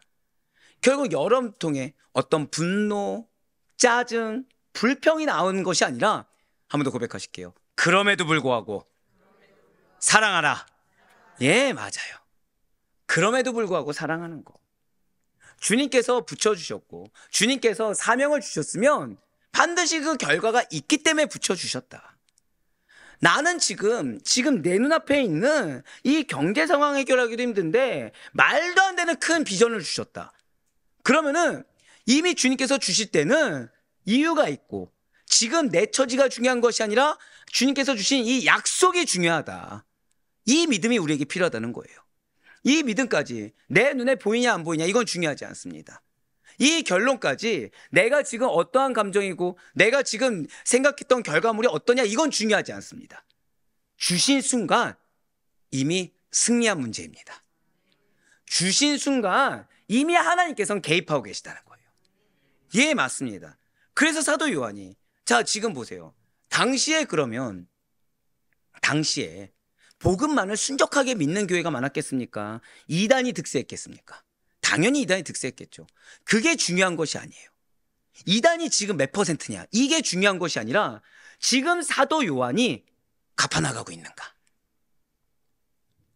지금 뭐라고요? 갚아나가고 있는가? 오늘 이걸 기억하셔야 돼요, 여러분. 여러분도 오늘 기도할 때 주님, 내가 주님과의 관계에서 생각할 수 있도록 인도해달라고 기도하셔야 됩니다. 지금 내가 주님과의 관계에서 어떤 결과물을 위해서 살아가는 것이 아니라 주님 안에 거하고 있는가? 주님의 사랑 가운데 거하고 있는가? 한번 여쭤볼게요. 이제 청년들이네. 예. 청년들이 연애를 합니다. 결혼을 했나요, 안 했나요? 연애하는 과정이면. 안 했죠. 그럼 그 연애 과정은 필요가 없습니까? 필요하죠. 근데 연애하다 보면 싸우니까 안 싸웁니까? 싸우죠. 그거 싸웠으니까, 마음이 어려우니까 이 옆에 있는 친구는 내 배우자가 아닌 겁니까? 배우자일 수도 있고 아닐 수도 있는 거잖아요. 싸움이라는 것 때문에, 내 마음의 어려움이라는 것 때문에 판단 지을 수 있는 관계가 아니죠, 연인은. 그렇죠? 마찬가지라는 거예요. 이미 예수님과 우리가 사랑의 관계입니다. 우린 그리스도의 거룩한 신부죠. 어떤 결과물 때문에 지금 내 믿음이 좋고 나쁘고, 어떤 결과물 때문에 지금 말씀이 응답되고 안 되고 따질 수 있는 것이 아니라는 거예요. 이미 그 관계로 족하다는 거죠. 이 관계에 대해서 의심하지 말아야 되고, 이 관계를 의심하지 않는 자들이 사랑을 충만하게 받는 겁니다. 이 관계를 의심하지 않기 때문에 지금 내 상황이 아무리 어떤 어려움이 있다고 하더라도, 내 상황이 지금 진리를 증거할 수 없는 상황이라고 하더라도 그것이 중요하지 않고, 내가 사랑하는 그리스도께서, 나를 사랑해 주신 그리스도께서, 한 번 더 고백하실게요. 나에게 무엇을 원하시는가? 이것이 가장 필요하다는 거죠. 이것이 가장 필요하다는 거예요. 그렇습니다. 오늘 우리가 사도 요한에게 지금 반드시 먼저 배워야 될 것은, 사도 요한은 그 사랑을 인식했습니다. 사랑을 갚아나가길 원했어요. 근데 예수님이 자기에게 뭘 원했다고요? 진리를 수호하는 걸 원했습니다. 진리를 수호하는 자로서 의미 있는 삶을 살았듯이, 한 번 더 고백하실게요. 나의 삶이 진리를 증거하는 삶입니다. 바로 그것을 인식하길 원하신다는 거예요. 여러분들의 삶이 알아서 증거할 수 있는 것이 아닙니다. 믿어서 증거할 수 있는 거예요. 내가 얼만큼 충만하게 경험해서 증거할 수 있는 것이 아닙니다. 알고 믿고 있기 때문에 증거할 수 있는 거예요. 예, 맞습니다. 지금 주님께서는 우리로 하여금 이 진리를 가르치고 지킬 의무가 있다는 사실을 잊지 않기를 원하고 계세요. 자, 제가 방금 뭐라 말씀드렸죠? 진리를 가르치고 지킬 의무. 여러분들의 모습을 통해 진리가 드러나야 됩니다. 여러분들의 모습을 통해서 진리가 나타내줘야 됩니다. 물론 여러분들의 가족이라든지 여러분들 붙여준 영혼들이 여러분들의 생각과 뜻과 다르게 움직일 수 있어요. 여전히 세상에서 배회할 수도 있고, 여전히 연약한 믿음 가운데 있을 수도 있고, 여전히 허다한 문제가 있을 수도 있습니다. 그렇지만 중요한 것은 그것이 아니라, 내가 그에게 진리의 증거자가 되고 있는가, 내 모습을 통해서 말씀이 드러나는가, 내 모습을 통해서 와, 정말 아빠 예수님 같아, 와, 정말 아빠 정말 말씀의 은혜를 받은 자 같아, 엄마 진짜 이번 말씀을 어떻게 들은 거야, 왜 이런 생각을 하고 왜 이렇게 말을 할 수 있는 거야 라는, 오히려 그런 의구심이 들 정도로, 그것이 우리가 진리를 지키는 과정이라는 거예요. 또한 그리스도의 사랑에 빚진 자로 간다면 누구나 진리를 가르치고 지켜낼 책임 역시도 뒤따른다는 것이죠. 저 따라 고백하실게요. 나에게 그 영혼에 대한 책임이 있습니다. 책임이 있다는 거예요. 혹시 여러분들 기도하는 영혼들이 있으시죠? 있으시죠? 자, 그 영혼들이 어떻게 여러분들 뜻대로 됩니까? 안 됩니까? 잘 안 되시죠? 지금이 은혜의 때예요. 지금이. 내 뜻대로 되냐 안 되냐가 이게 중요한 것이 아닙니다. 지금 과정 중에 있다는 거죠. 내 뜻대로 되잖아요. 그럼 우린 교만할 겁니다. 우린 교만할 거고 뭐든지 내 뜻대로 하려고 할 거예요. 그런데 하나님은 때로는 어렵게 하십니다. 하나님 때로는 더 많은 기도를 쌓게 하시고 더 많은 인내를 하게 하실 때가 있다는 거예요. 왜요? 내가 꺾어져야 하나님께서 제대로 임재하시고, 내가 없어야 하나님께서 제대로 역사할 수 있기 때문인 거예요. 그래서 결국에 이 영혼의 변화는 누구 덕분인 거예요? 하나님께서 하셨습니다. 그 믿음의 고백을 드릴 수 있도록 지금 우리로 하여금 벽을 느끼게 하실 수가 있다는 것이죠. 예, 맞습니다. 진실로 우리는 그럼에도 불구하고 진리를 나의 입술로, 나의 삶으로 입증할 수 있어야 돼요. 그럼에도 불구하고 하나님께서 나에게 붙여주실 때는 이유가 있다라는 그 믿음으로, 그리고 하나님께서 붙여주신 그 순간 이미 승리가 내 것이라는 믿음으로 우리가 전파한 진리를 적극적으로 변화하고 진리에 대해 반박하는 자들을 확신시켜야 하는 의무가 있다는 것이죠. 모든 것을 가르쳐 지키게 하는 거. 결국 그들이 변화되지 않을 것 같은데 변화된다는 거예요, 안 된다는 거예요? 변화된다는 겁니다. 그냥 변화돼서 그냥 예수 만난 정도가 아니라 그들이 오히려 확신을 가질 수 있도록 가르쳐 지키게 하는 우리 모두가 되길 간절히 소망합니다. 사도 요한은 자신을 사랑한 예수, 자신을 총애한 예수, 하지만 정말 진리 되신 예수님께서 십자가에서 찢기시고 상처받으신 광경을 다 지켜보았어요. 사도 요한은 진리의 예수님께서 자신을 대신하여 죽으심으로 자신의 상처가 낫고 연약함이 치유되었듯이, 이제 예수님께서 떠나시고 난 뒤에 그리스도의 복음이 훼손되고 이단자들에 의해 상처 입게 되는 것을 막고자 했다는 것이죠. 그렇습니다. 진리가 요한을 낳게 해주었어요. 자, 요한의 상처가, 요한의 연약함이 어떻게 치유됐다고요? 예수님께서 나를 대신해서 죽으심으로, 예수님의 희생으로 내 상처가 낫고 내 연약함이 치유됐다는 것입니다. 이제는 요한 차례라는 거예요. 이제는 요한은 그걸 느꼈습니다. 아, 진리가 나를 낫게 해주었듯이, 진리가 나를 깨닫게 하고 담대하게 했듯이, 이제는 이 세상의 권세로, 이 이단의 공격으로, 사람의 공격으로 상처난 진리를 나 요한이 보듬어주고 지켜줘야 하는구나, 이걸 깨달았다는 거예요. 자, 제가 방금 이 말씀을 반복해서 왜 드렸을까요? 하나님께서 여러분들을 반드시 회복시키십니다. 하나님께서 반드시 여러분들을 채워주십니다. 무엇으로요? 진리로. 그렇듯이 지금 여러분들의 가정에 상처난 진리가 있어요. 여러분들 직장에 상처난 진리가 있다는 거죠. 인간적인 것이 튼탑니다. 세속적인 것이 튼탑니다. 변질된 복음이 튼탑니다. 이거를 우리가 지켜야 된다는 거예요. 이걸 우리의 삶으로 지켜야 되고, 정확히는 우리의 변화된 삶으로 지켜야 되고, 우리의 바뀐 언행으로 지킬 수가 있어야 된다는 거죠. 하나님께로부터 받은 은혜가 넘치도록 충만한 사도 요한은 이제 진리에 보답할 때가 되었다는 것입니다. 왜냐하면 요한은 자신이 그러했듯이 진리를 전하면 누군가 자기처럼 낫게 될 것을 믿었기 때문이라는 거예요. 절대 고백하실게요. 믿습니다. 뭘 믿을까요? 여러분들을 하나님께서 반드시 회복시켜 주십니다. 오늘 진리의 수호자잖아요. 제가 진짜 감사한 게 뭔지 아십니까? 오늘 설교에서 제일 많이 선포되는 것이 바로 이겁니다. 여러분들을 반드시 채우십니다. 여러분들 반드시 회복시켜 주십니다. 왜요?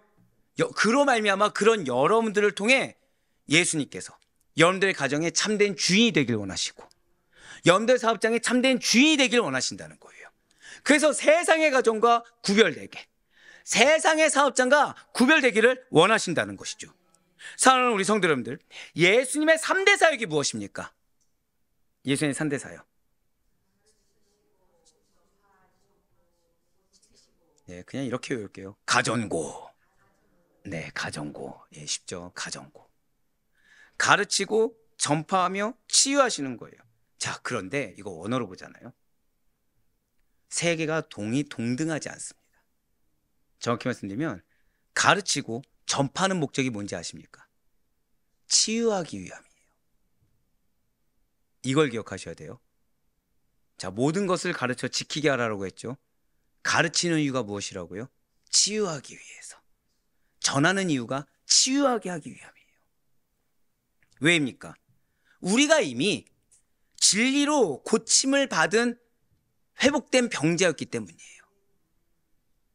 그리고 모두 다, 사람은 누구나 진리로 고침을 받아야 할 병자이기 때문이라는 것입니다.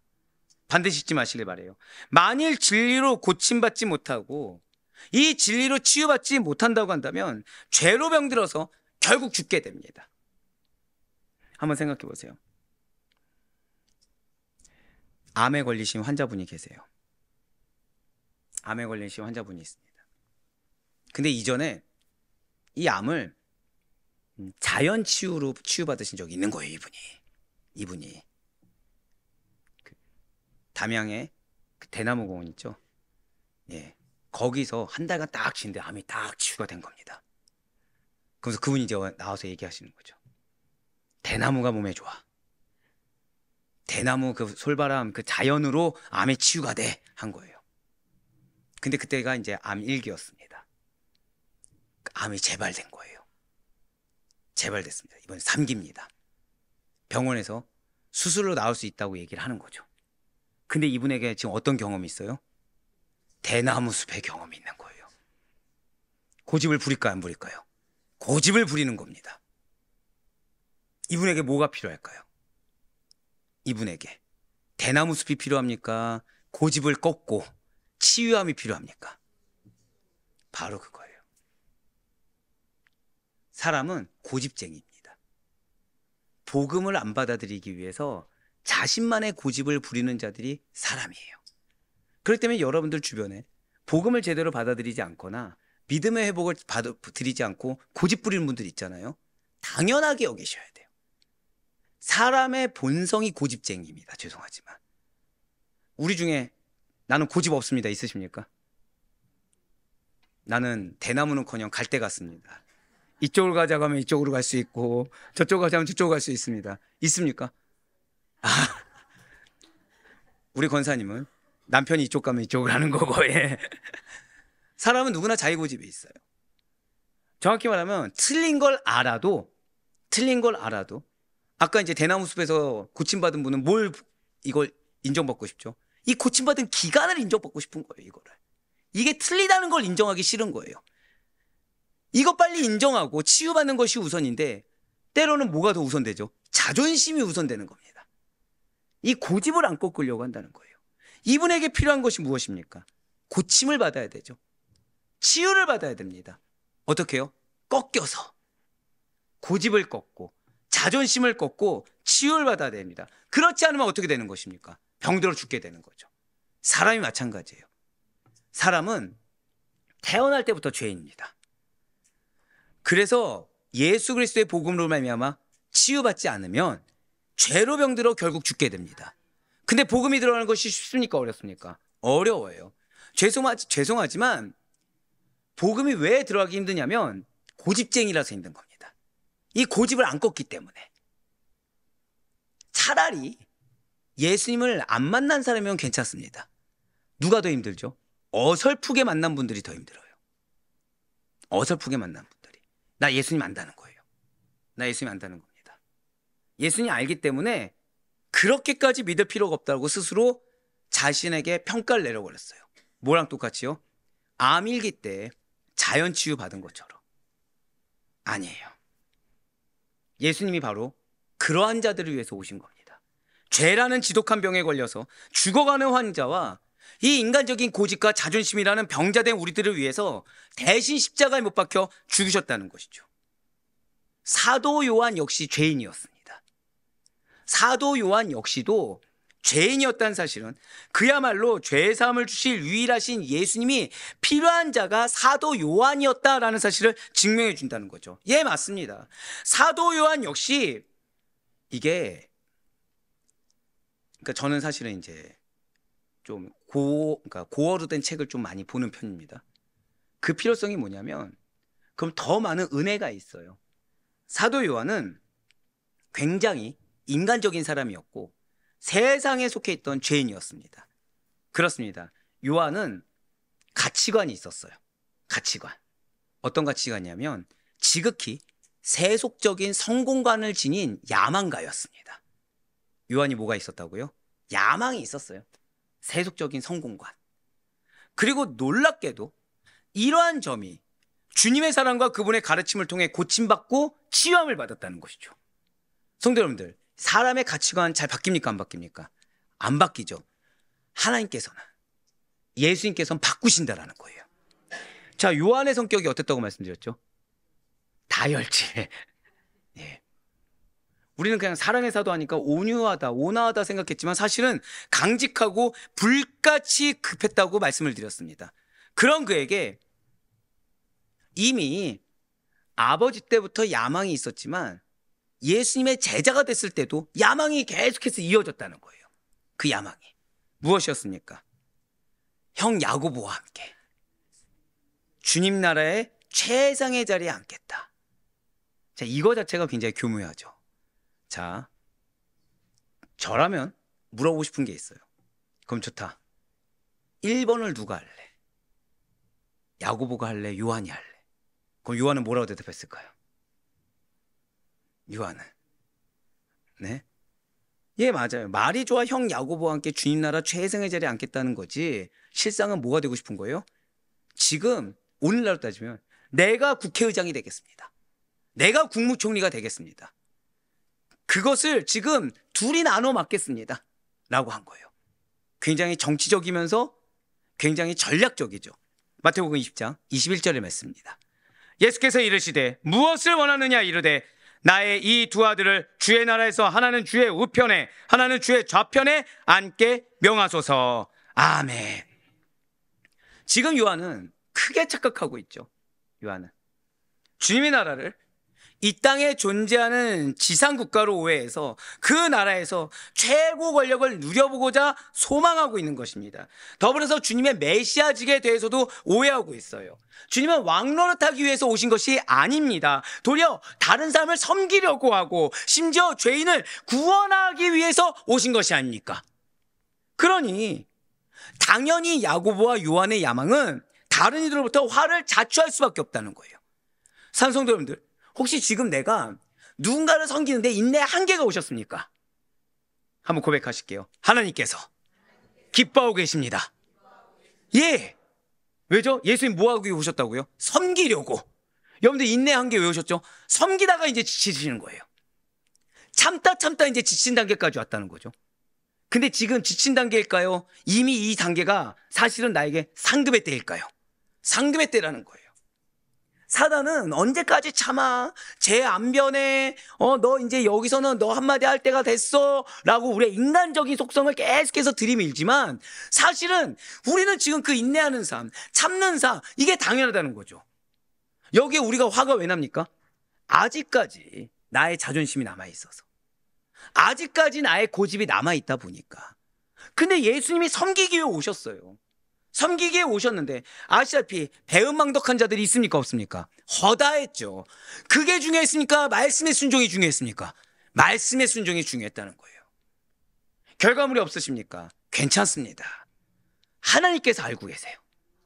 지금 내가 생각한 계획보다 더디게 가고 있습니까? 내가 지금 눈앞에 놓이는 결과물이 아예 없는 것처럼, 지금 변화가 안 될 것처럼 허다한 걱정 가운데 매여 계십니까? 여러분들의 섬김을 주님께서 보고 계세요. 여러분들의 인내를 주님께서 보고 계시고 여러분들의 믿음을 주님께서 보고 계심을 잊지 마시길 바라요. 왜요? 예수님께서 그렇게 하셨기 때문에. 그것이 결국 무엇입니까? 절대 고백하실게요. 나의 인내가 주님의 인내입니다. 그거를 믿으셔야 된다는 거예요. 여러분들의 인내와 여러분들의 섬김이 주님의 인내요, 주님의 섬김이라는 거예요. 자, 그러면 지금 내가 속이 뒤집힐 일이 있을까요, 없을까요? 없다는 거예요.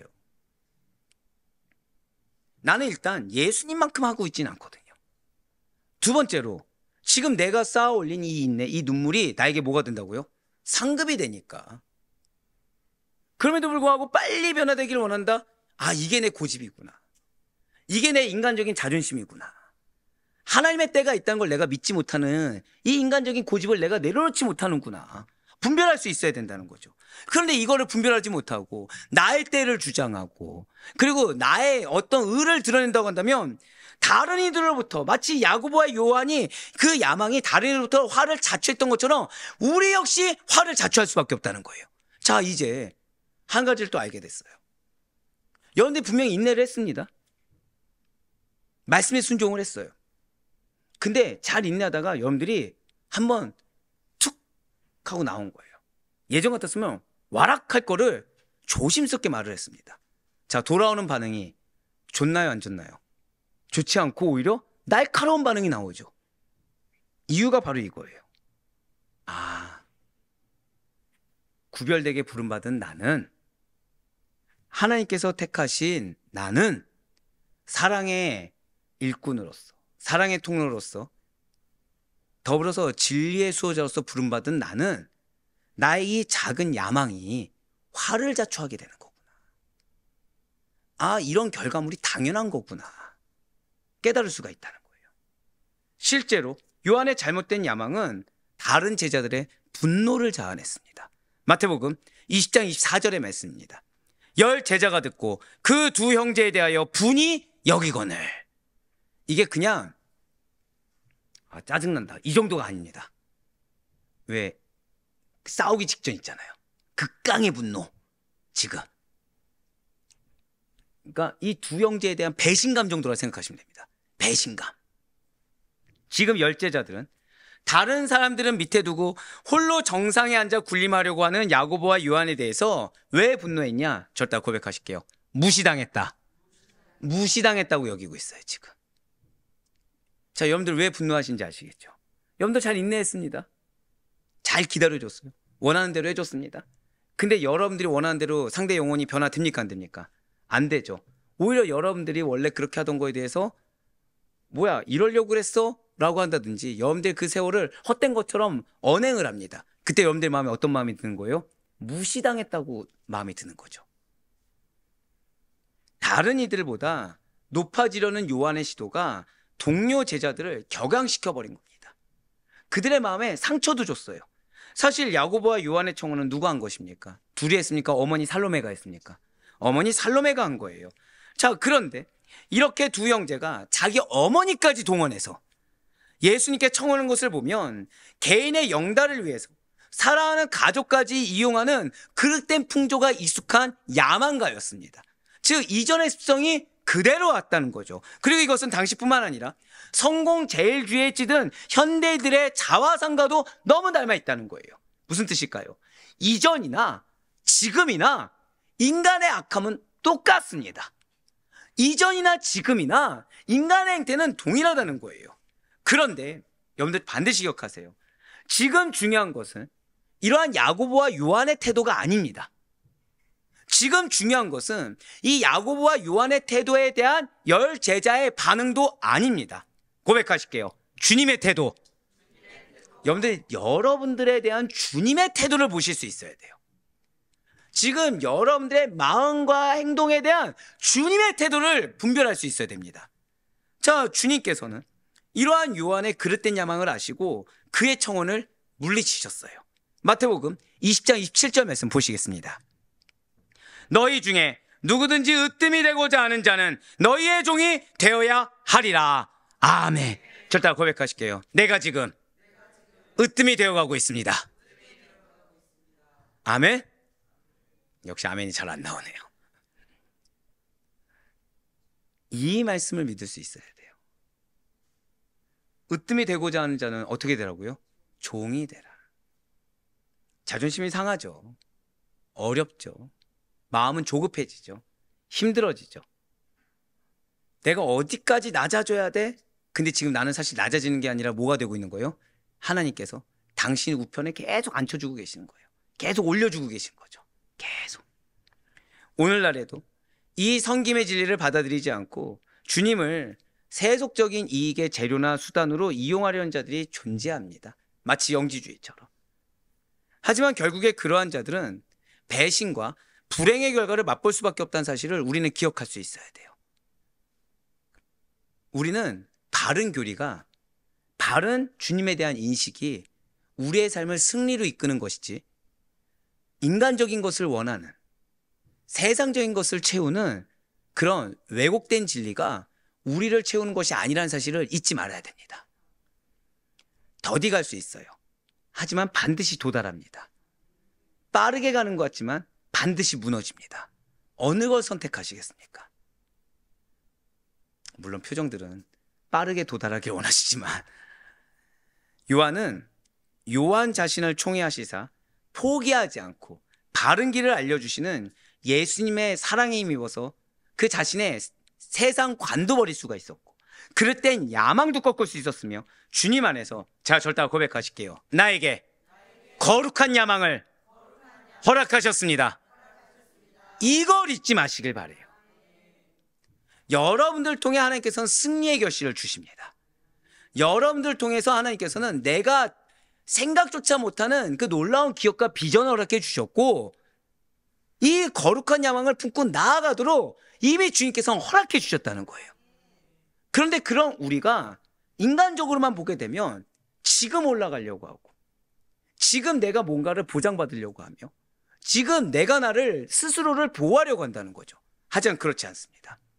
주님께서는 오히려 사랑받는 자에게, 주님께서는 오히려 사랑받은 것에 대한 감사로 책임과 의무를 느끼며 열심으로 갚아나가려는 자들에게, 자, 열심으로 갚아나가려는데 인간이 보이겠습니까? 세상이 보이겠습니까? 내 자존심 보이겠습니까? 내 고집이 보이겠습니까? 아무것도 안 보인다는 거예요. 왜요? 주님의 태도가 중요하기 때문에. 그 주님께서 나에게 뭐라고 말씀하시는가? 그 주님께서 지금 나를 어떤 위치로 올려주셨는가? 이것이 가장 중요한 것이지 다른 것이 중요하지 않는다는 거죠. 그러한 자가 아이러니하게 거룩한 야망을 품을 수가 있다는 거예요. 저는 여러분들 한 가정 한 가정이 기업이 될 것을 믿고 있습니다. 특별히 또 사례를 죄송하네요. 저는 동작구에 대해서도 의심하지 않고 있고요. 네, 감사합니다. 뭐 얼마나 일해야 됩니까? 뭐 죽자 살자 일하면 되겠죠. 경기도에 대해서도 의심하지 않고 있고요. 뭐 다른 상황 안 했으면 됐죠. 영종도에 대해서도 저는 의심하지 않고 있습니다. 네, 이 정도 뻔뻔하면 나와야 되죠. 지금 장로님 어떻게 하셨는지 아십니까? 네네, 이 정도. 네. 김포 의심하지 않겠습니다. 네. 왜 광명은 얘기하지 않냐? 예, 광명 의심하지 않고요. 예. 저는 하나님이 주실 땐 이유가 있다고 전 믿고 있어요. 근데 정작 중요한 거는 우리가 세속적인 야망을 가졌을 때 거룩한 야망은 온데간데 없습니다. 반드시 기억하세요. 세속적인 야망은 지금의 나도 책임질 수 없지만 거룩한 야망은 평생토록 여러분들을 책임져 주는 것입니다. 세속적인 야망은 남을 지배하는 것이지만 거룩한 야망은 그래서 자신을 진리를 위해 내어드려 헌신하고 그 헌신의 결과물을 내가 감히 받을 수 없는 은혜의 선물로 받게 된다는 사실을 잊지 마시길 바라요. 그래서 사도 바울이 이에 대해서 이렇게 선포하고 있는 것입니다. 로마서 12장 1절에서 3절까지 말씀입니다.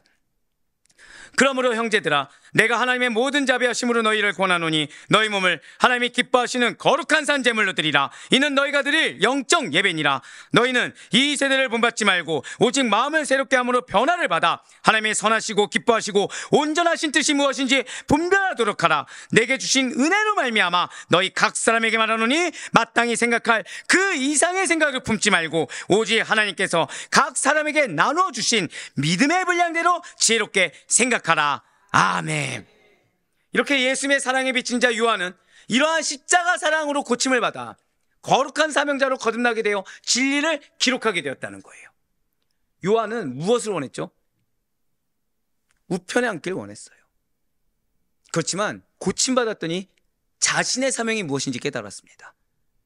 자신의 사명은 진리를 기록하는 거, 진리를 수호하는 거, 진리를 전하는 거라는 걸 깨달았어요. 그렇습니다. 요한은 복음서와 서신서를 기록했습니다. 사랑하는 성도 여러분들, 성경의 저자가 누구십니까? 하나님이시죠. 성경은 성령의 감동으로 되었기 때문에 성경의 저자는 하나님이십니다. 하자 하나님께서는 당신의 말씀을 기록한 자들의 역량과 특성을 사용해 주셨고, 제가 지금 어디에 표현했어요? 절대 고백하실게요. 나의 역량과 나의 특성을 거룩하게 사용하십니다. 이걸 잊지 마세요. 즉 여러분들이 지금 하고 있는 것들은 헛된 것이 아닙니다. 여러분들의 특성을 사용하시는 거고요, 여러분들의 역량을 사용하십니다. 요한 역시도 그래서 요한대로의 그 특성을 그의 서신서에서 보여주고 있어요.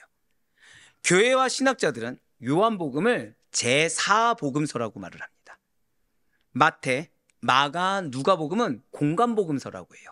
공통된 관점의 복음서. 예, 맞습니다. 예수님에 대해서 공통된 관점을 가지고 이스라엘 사람들을 대상으로 기록했기 때문에 이 세 복음서를 공간복음서라고 합니다. 마태, 마가, 누가를. 그런데 요한이 기록한 복음서나 서신서들은 다르다는 거예요. 이방 세계 사람들에 대한 전도의 목적으로 이방인들의 사상이나 이방인들의 용어로 표현한 독특한 복음서라는 것이죠.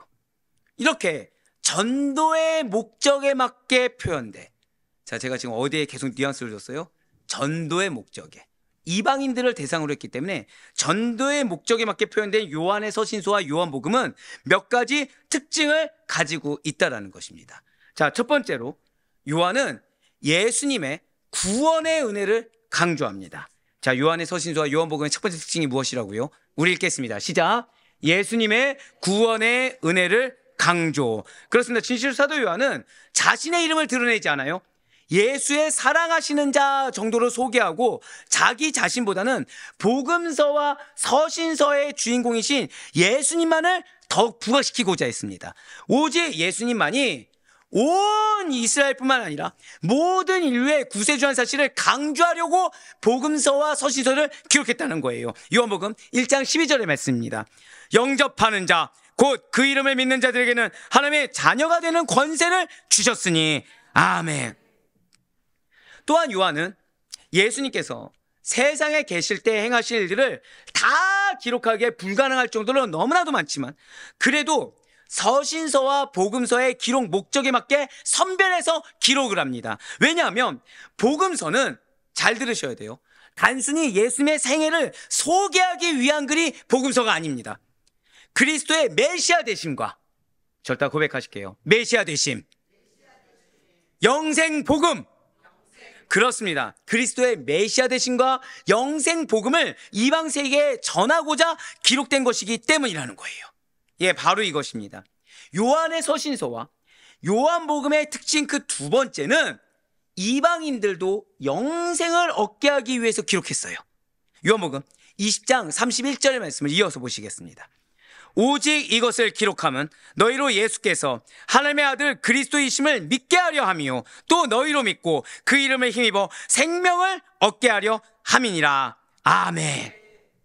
그렇습니다. 요한은 예수님의 구원의 은혜를 강조하기 위해서, 그리고 이방인들도 영생을 얻게 하기 위해서 요한의 복음과 그리고 요한의 서신서를 기록했습니다. 진실로 요한은 이 예수님의 그리스도이심을 믿게 하고 이방인들이 예수님을 믿음으로 구원받게 함으로 하고 지금 증거하고 있다는 것이죠. 그렇습니다. 사람이 이 세상을 살면서 가장 중요하게 해결해야 할 문제가 바로 구원의 문제입니다. 왜냐하면 짧은 이 세상에서의 삶보다는 더 중요하고 더 본질적인 영원한 세계에서의 삶을 어디에서 어떻게 살 것인가를 잘 결정해야 하기 때문이라는 거예요. 여러분들 믿음 생활 왜 하십니까? 여러분들 믿음 생활 신앙생활 왜 하시죠? 바로 그거예요. 영생을 위한 겁니다. 내가 이 땅 가운데 은혜 받기 위해서. 이건 지극히 인본주의적인 거죠. 이거는 오히려 영원한 세계의 삶을 전혀 준비하지 않고 있는 것입니다. 여러분들, 우리는 구원의 완성을 위해서 달려가는 자들입니다. 지금 우리 가운데 죄로부터 난 자유하다 함부로 말할 수 있는 자는 없어요. 물론 우리의 원죄는 해결되었습니다. 하지만 자범죄, 허다하죠. 칼빈조차 이렇게 얘기하지 않았습니까? 우리의 회개하지 않는 죄가 우리의 구원의 위험 요소가 된다고 이야기했어요. 왜요? 이 성화의 과정의 중요성 때문에. 그렇기 때문에 이 성화의 과정에서 가장 중요한 것은 바로 이 구원의 문제가 된다는 거예요. 이 구원의 문제가, 그리고 이 성화의 과정뿐만 아니라 이 성화의 과정 안에 들어오지 못한 자들 역시도 제일 중요하다는 거죠. 그 자들은 무엇이 중요합니까? 칭함을 받는 것이 가장 중요해요. 우리는 뭐가 중요하죠? 영화까지 가는 것이 가장 중요하다는 거예요. 그래서 요한은, 절대 고백하실게요, 예수님만이 해결자이십니다. 그거를 강조했어요. 정확히는 모든 사람의 이 구원과 영생에 대한 유일하고 최종적인 해결자가 예수님 외에는 없다, 이 사실을 강조하고 있다는 거죠. 그것은 하나님께서 여러분과 저에게 예수님 외에 구원을 얻을 다른 이름을 주신 적이 없기 때문인 것입니다. 여러분들의 모든 삶은, 절대 고백하실게요, 구원과 연관되어 있습니다. 이거를 놓쳐서는 안 된다는 거예요. 지금 어떤 사람과의 트러블이 있어요? 구원과 연관지어서 생각해야 됩니다. 어떤 환경에 어려움이 있어요? 구원과 연관지어서 생각해야 됩니다. 이 상황이 나의 구원의 완성이 있어서 지금 어떤 올무가 되고 있는지, 아니면 어떤 은혜의 도가 되는지, 이걸 생각할 수 있어야 된다는 거예요. 그래서 누구의 태도가 중요하다고요? 주님의 태도가 중요하다는 거죠. 왜요? 최종적인 해결자가 되시기 때문에. 그래서 요한은 특별히 이 복음서를 보면 그리스나 로마 사람들이 알기 듣기 쉬운 굉장히 철학적인 표현이나 어떤 철학적인 느낌으로 복음을 기록하고 있습니다. 그렇습니다. 요한의 서신서와 요한복음의 특징 그 세 번째는 성도의 풍성한 삶을 위해서 기록되었습니다. 우리 고백하실게요. 성도의 풍성한 삶을 위해. 네, 그렇습니다. 진실로 사도 요한은 성육신하신 예수님을 직접 보고 교제했다고 말하면서 영지주의자들이 지금 하는 주장은 헛된 것임을 반박하고 있어요. 이렇게 요한이 그리스도의 성육신을 증거한 주된 목적은 두 가지입니다. 하나는 삼위 하나님과 또 성도 간의 사귐과 교제가 있기 위해서, 하나님과의 사귐과 교제를 위해서. 다른 하나는 그로 인해서 기쁨이 충만케 하기 위함이라는 것이죠. 자, 한번 고백하실게요. 하나님과의 교제는 기쁨이 충만합니다. 즉 여러분들 오늘 기도 가운데 반드시 기쁨이 회복되길 바라요.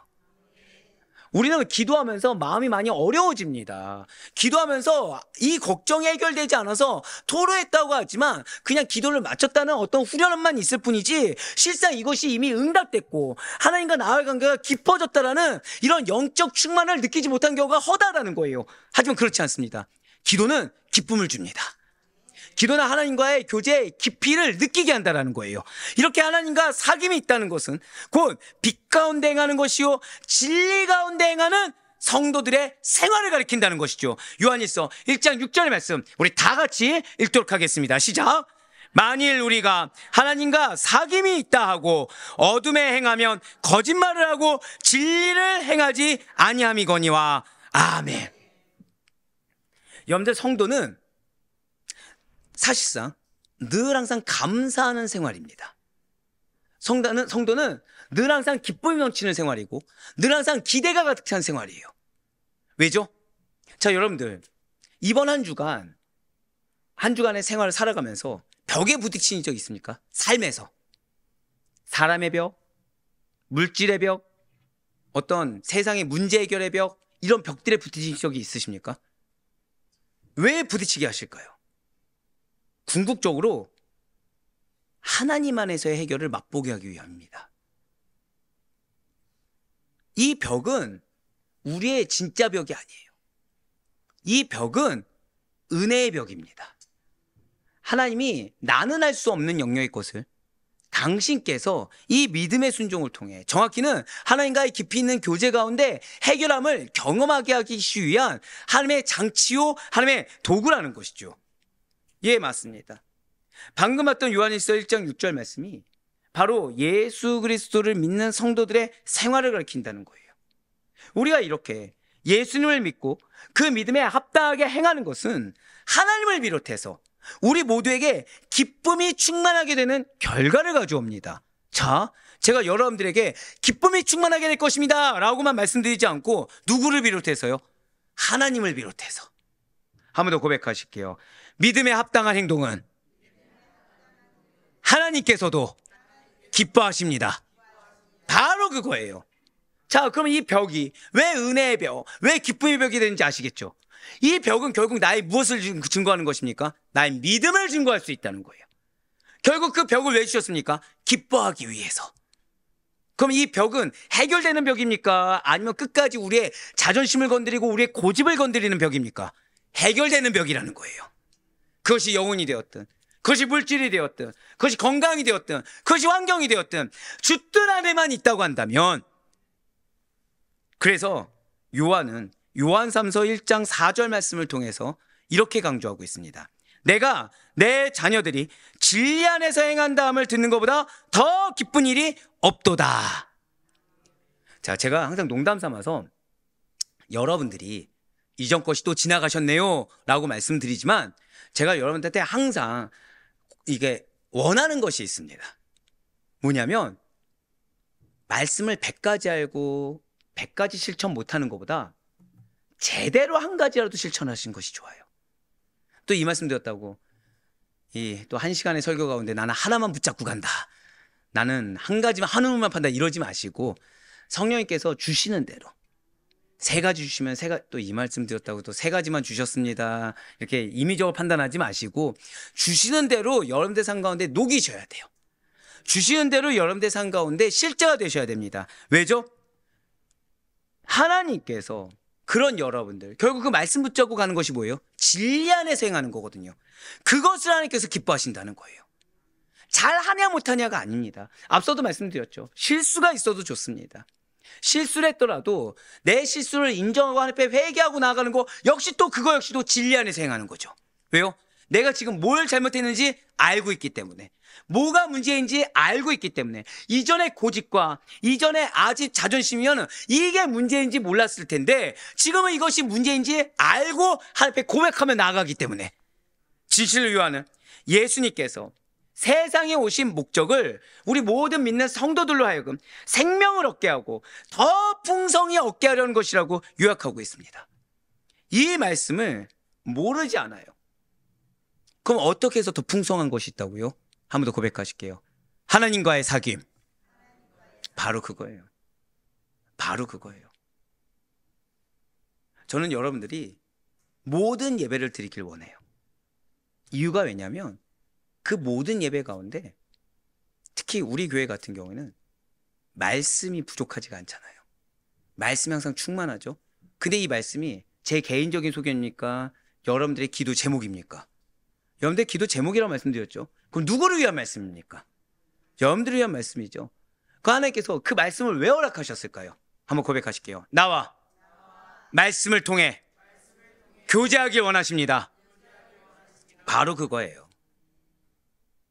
제가 어쩔 때는 이 말씀 가운데 누구의 말씀이 있습니다 막 이렇게 말씀도 드리긴 하지만 가급적이면 여러분들의 말씀으로 여러분들이 받으셔야 돼요. 그걸 하나님께서 기뻐하시기 때문에 그 안에 풍성이 얻게 하는 하나님의 은혜가 있기 때문인 것입니다. 그래서 요한은 자신의 복음서와 서신서를 통해서 모든 세계의 사람들이 예수님이 하나님의 아들이요 그리스도이심을 알고 믿어 영생을 얻으며 그리스도 안에서 밀접한 사귐과 풍성한 기쁨을 누리게 하기를 원했다라는 것이죠. 신앙은 기쁨이 있습니다. 신앙은 진실로 기대가 있고 신앙은 한 번 더 고백하실게요. 기적을 반드시 경험합니다.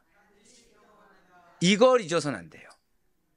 공교롭게도 문화가 발전하고 세상이 변화되면 변화될수록 그냥 이 믿는 자들의 기적에 대해서 믿지 않는 분들이 의외로 많습니다.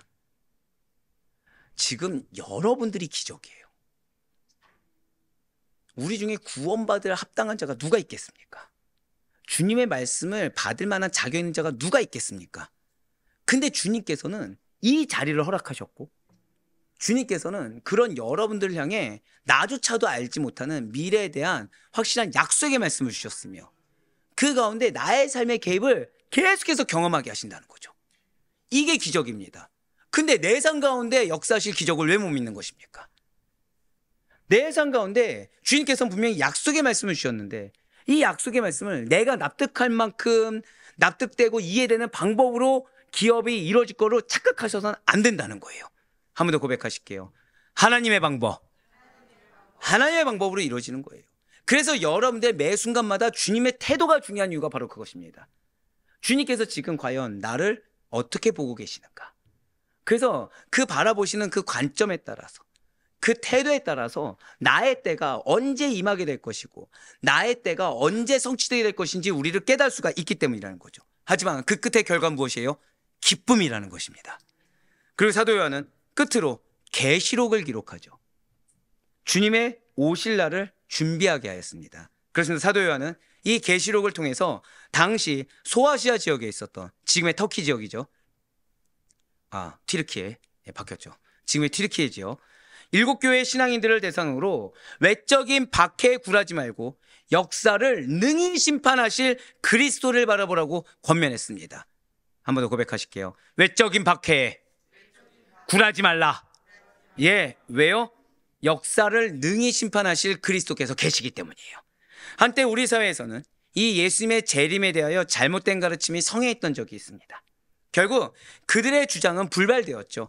하지만 그 일의 부정적인 여파가 매우 크다 보니까 사람들의 종말이나 재림에 대한 관심 자체가 오히려 식게 되었다는 거예요. 아마도 이런 현상이 사단의 전략 가운데 하나일 것입니다.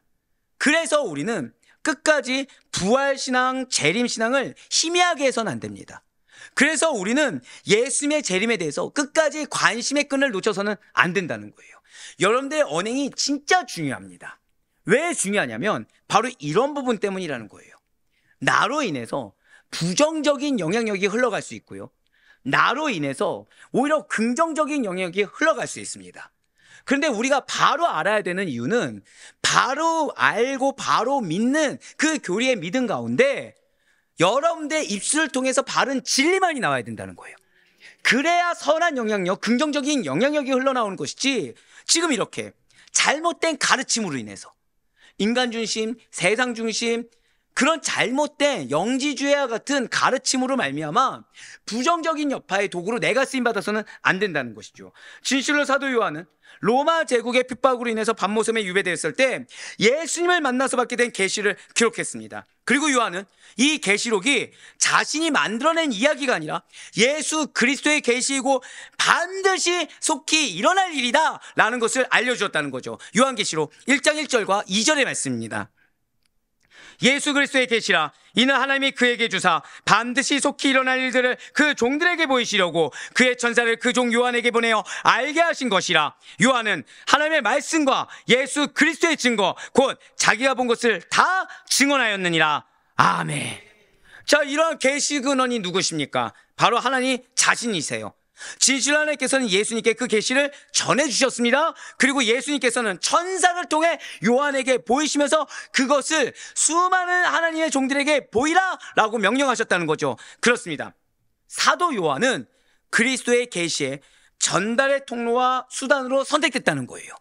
자, 제가 여러분들에게 설교 말씀을 선포하고 증거하기에 앞서서 이 단에 세우신 하나님께 아마 기도 가운데도 들으신 적이 있을 거예요. 제 입술을 복음의 나팔로만 사용하여 주시옵소서. 늘 먼저 기도한다는 거죠. 왜냐하면 제 말이 아니라 제 감정이나 어떤 형편과 사정의 말이 아니라 오직 하나님의 말씀만을. 누구를 향한? 절대 고백하실게요. 나를 향한. 맞습니다. 여러분들 자신을 향한 하나님의 말씀을 대언하는 통로의 역할만을 겸손하게 감당하게 해달라는 기도를 드린다는 거예요. 그리고 이러한 기도는 이미 앞서서 사도 요한이 한 기도이고, 그러한 사도 요한은 말씀을 전하고 증거하는 통로로 선택됐다는 것이죠. 그리고 요한은 그 역할과 사명을 충실하게 감당했다는 것입니다. 사랑하는 성도님들, 여러분들을 통해 하나님은 늘 항상 말씀하세요. 근데 그 말씀은 죄송하지만 한번 고백하실게요. 나에게서 끝나는 것이 아닙니다. 이걸 기억하셔야 돼요. 여러분들을 통해 누군가에게 또 전해지게 됩니다. 그래도 감사한 게 하나 있어요. 제가 작년 마지막에 우리에게 올해 비전의 말씀으로 주신 말씀을 여러분들에게 드린 적이 있습니다. 구약에. 무엇죠? 말라기? 예. 만족치 않는 대답이지만 감사한 건 그거를 기억하고 계시다는 거예요. 여러분들 어떤 구절을 기억하고 계십니까? 말라기 3장 12절에. 역시 복이 나올 줄 알았습니다. 누구에게? 이방인들에게. 맞습니다. 그럼 여러분들이 삶 가운데 하나님이 약속을 성취했을 때 그거는 결국 그 누군가에게 무엇이 기억에 남을까요? 아, 이 교회에, 이 가정에 하나님이 말라기 3장 12절 말씀을 성취하셨구나. 그럼 누군가는 그 말씀을 붙들고 기도하든지 또는 자기가 허락된 그 약속의 말씀을 잊고 있었던 약속의 말씀을 또 누군가는 기억하게 될 것입니다. 여러분들에게 주신 말씀은 여러분들에게 사장되는 말씀이 아니에요. 여러분들에게 주신 말씀은 한 번 더 고백하실게요. 나를 통해. 나를 통해예요. 많이 몰라도 됩니다. 사실 오늘 드린 말씀 가운데 다 소화가 안 되어도 괜찮습니다. 하지만 반드시 말씀 하나라도 여러분들의 삶 가운데 실제가 되는 것을 증거하셔야 돼요. 요한이 그렇게 한 거예요. 사랑하는 성도 여러분들, 세상의 많은 사람들이 이 바른 교훈 받기를 굉장히 꺼려합니다. 대신에 사리사욕을 채우기 위한 용도로 개인의 마음의 평안을 위해서, 결국 다 누구랑 관련되어 있죠? 개인과 관련되어서 기독교와 예수님의 말씀을 찾는 경우가 부지기수입니다. 그러나 그럼에도 불구하고 여러분과 제가 해야 될 것은 사도 요한과 같이 나 자신이 하나님의 도구로서, 나 자신이 하나님의 종으로서 하나님의 말씀을 말하고 하나님의 말씀을 증거할 수 있어야 돼요. 지금 저는 얼마나 감사한지 몰라요. 지금 하나님께서는 여러분들을 통해 당신의 진리를 증거하겠다는 거예요. 여러분들을 통해 여러분들의 심령 가운데 새겨진 그 말씀이 실제가 되어서 한 번 더 고백하실게요. 나는 말씀의 통로입니다. 예, 맞아요. 말씀의 통로로서 여러분들을 쓰시겠다는 것입니다. 그래서 이 진리가 실제라는 것을, 이 진리가 허구가 아니라, 아, 우리 부모님이 믿는 예수가 진짜구나. 아, 우리 부모님이 약속의 말씀을 받았다는 그 약속의 말씀이 이렇게 성취되는구나 라는 증거가 여러분들 사실을 잊지 마시길 바라요. 디모데후서 4장 2절의 말씀입니다. 너는 말씀을 전파하라. 때를 얻든지 못 얻든지 항상 힘쓰라. 범사의 오래 참음과 가르침으로 경책하며 경계하며 권하라. 아멘. 그렇습니다. 때를 얻든지 못 얻든지, 즉 내가 전할 수 있는 때이든 전할 수 없는 때이든 주님께 충성함으로 나의 삶과 나의 입술이 복음이어야 돼요. 복음을 증거할 수 있어야 됩니다. 특히 그리스도의 재림에 대한 내용도 열심히 증거할 수 있어야 돼요. 우리는 이 땅의 삶이 끝이 아니야. 우리는 저 천국의 삶이 있어. 주님께서는 반드시 다시 오실 거야. 우리는 그날 위해서 준비하는 거야. 엄마, 아빠, 왜 그렇게 열심히 해? 다른 분들은 그렇게까지 열심히 안 섬기는데 왜 그렇게 열심히 믿는 거야? 주님께서 오실 것이기 때문이고, 이걸 주님께서 보고 계시기 때문인 거야. 지금 너가 원하지 않아도 이 말씀에 순종하여 예배드리는 거, 이걸 주님께서 기뻐받기 때문이야. 내 마음과 상관없이 주님께서 지금 그 자리에 앉아있는 것을 기뻐하셔. 바로 증거해야 된다는 것이죠.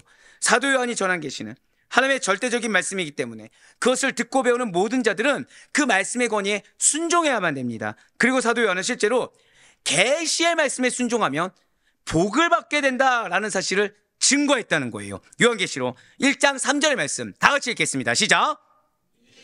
말씀을 읽는 자와 듣는 자와 그 가운데 기록한 것을 지키는 자는 복이 있나니 때가 가까움이라. 아멘. 제가 얼마나 감사했는지 몰라요. 자, 우리 한번 솔직히 고백해 봅시다. 나는 말라기 3장 12절도 12절이지만 나에게 주신 약속의 말씀을 지금도 붙잡고 이루어질 걸 믿고 기도하고 있다.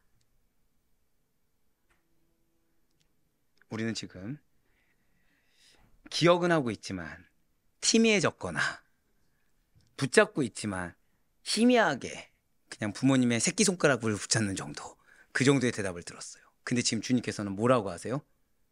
지키는 자는 복이 있나니 때가 가까움이라. 귀 있는 자는 들을지어다. 얼마나 감사했는지 몰라요. 얼마나 감사했는지 몰라요. 지금 주님께서는 지키시겠다는 겁니까? 안 지키겠다는 겁니까? 주님은 이루시겠다는 거예요. 누구 보고 지키라는 거예요? 여러분들 보고 붙잡고 지키라는 거예요. 그럼 뭐가 있다고요? 복이 있다. 근데 말라기 3장 12절에도 뭐가 나오죠? 누가 인정한다고요? 이방인들이. 결국 여러분들이 믿음을 지키는 거, 여러분들이 그 말씀 믿고 지키는 거, 끝까지 순종하며 나아가는 거, 거기에는 반드시 복이 있을 것이고 그거는 이방인들이 인정할 만한 복이 될 것입니다. 근데 그때는 어떻다고요? 한 번 더 고백하실게요. 때가 가까움이라. 그렇습니다. 우리는 계시록의 말씀을 읽고 들을 뿐만 아니라 그것을 지켜야 됩니다. 더불어서 여러분들에게 주신 약속의 말씀은 하나님께서 주신 것이기 때문에 그 말씀을 믿고 지키며 진리만을 붙들고 나아갈 수 있어야 돼요. 흔들리지 마세요. 어려워하지 마세요. 의심하지 마세요. 우리가 그렇게 해야 되는 이유에 대해서 사도 요한은 때가 가깝기 때문이라고 이미 밝혔습니다. 즉, 이 예언의 말씀을 주신 예수님께서 곧 오실 것이며, 예수님께서 오시면 우리가 그분의 말씀에 순종했는지 믿음을 지켰는지를 물으실 것이기 때문이라는 것이죠. 진실로 요한계시록의 관심은 다른 데 있지 않습니다. 전적으로 예수 그리스도와 주님의 핏값을 하신 교회에 있어요. 예수 그리스도께서 요한계시록의 중심 인물이시고 그분의 계시의 말씀은 특별히 아시아에 있는 7교회이지만 그 교회 외에도 드로아, 골로새, 히에라볼리 등을 포함하여 결국 모든 교회를 향한 그리스도의 말씀인 것입니다. 자, 우리 성도 여러분들, 이렇게 예수님께서 교회에 관심을 가지고 예언의 말씀을 주신 것은 우리가 그분의 말씀에 대해서 어떠한 반응을 해야 마땅한가? 절대 고백하실게요. 나에게 어떠한 반응을 해야 하는지 묻고 계십니다. 이걸 기억하세요. 지금 주님께서는 여러분들에게 말라기 3장 12절을 주시면서 지금 요한계시록 1장 3절의 말씀을 이어서 주셨어요. 지금 3주간을 지켜보시고서 주셨습니다. 그러면서 그 약속의 말씀에 어떠한 반응을 한 것이 너에게 맞는 행동이야? 라고 묻고 계세요. 한번 생각해 보시길 바래요. 직원이 회사 대표 말을 어떻게 듣겠습니까? 회사 대표님이 갑자기 딱 온 거예요. 한 사업부에 온 겁니다. 2년 동안 기회를 줬는데 투자만큼 나오기는커녕 손해만 보고 있어 라고 회사 대표가 얘기를 하는 거예요. 그럼 그 직원은 그 회사 대표 말을 어떻게 들어야 됩니까? 야, 나 이러다가 잘리겠구나, 큰일 났다, 이겁니까? 매번 하는 얘기지, 또 이번만 얘기하고 말겠구나, 이렇게입니까? 아니면 아예 귓등으로 들어야 됩니까? 대충 들어서는 안 된다는 거죠. 대충 들어서는 안 됩니다. 진지하게 들어야 되고 집중해서 들어야 되고 어떻게든 기회를 부여잡고자 노력해야 돼요.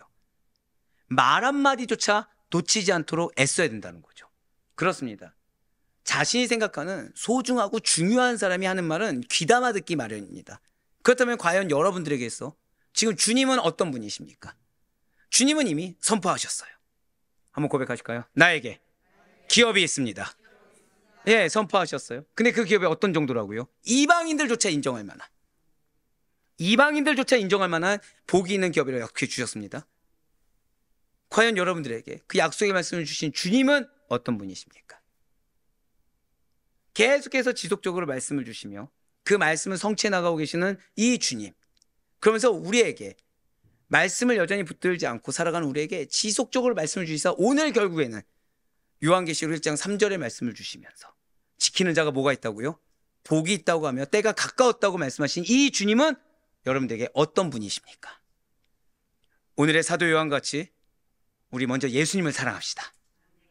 그래서 진리를 귀히 여기시고 그 나에게 주신 말씀을 귀히 여기시고 그 말씀을 수호하고 전파하는 통로의 역할이 나다.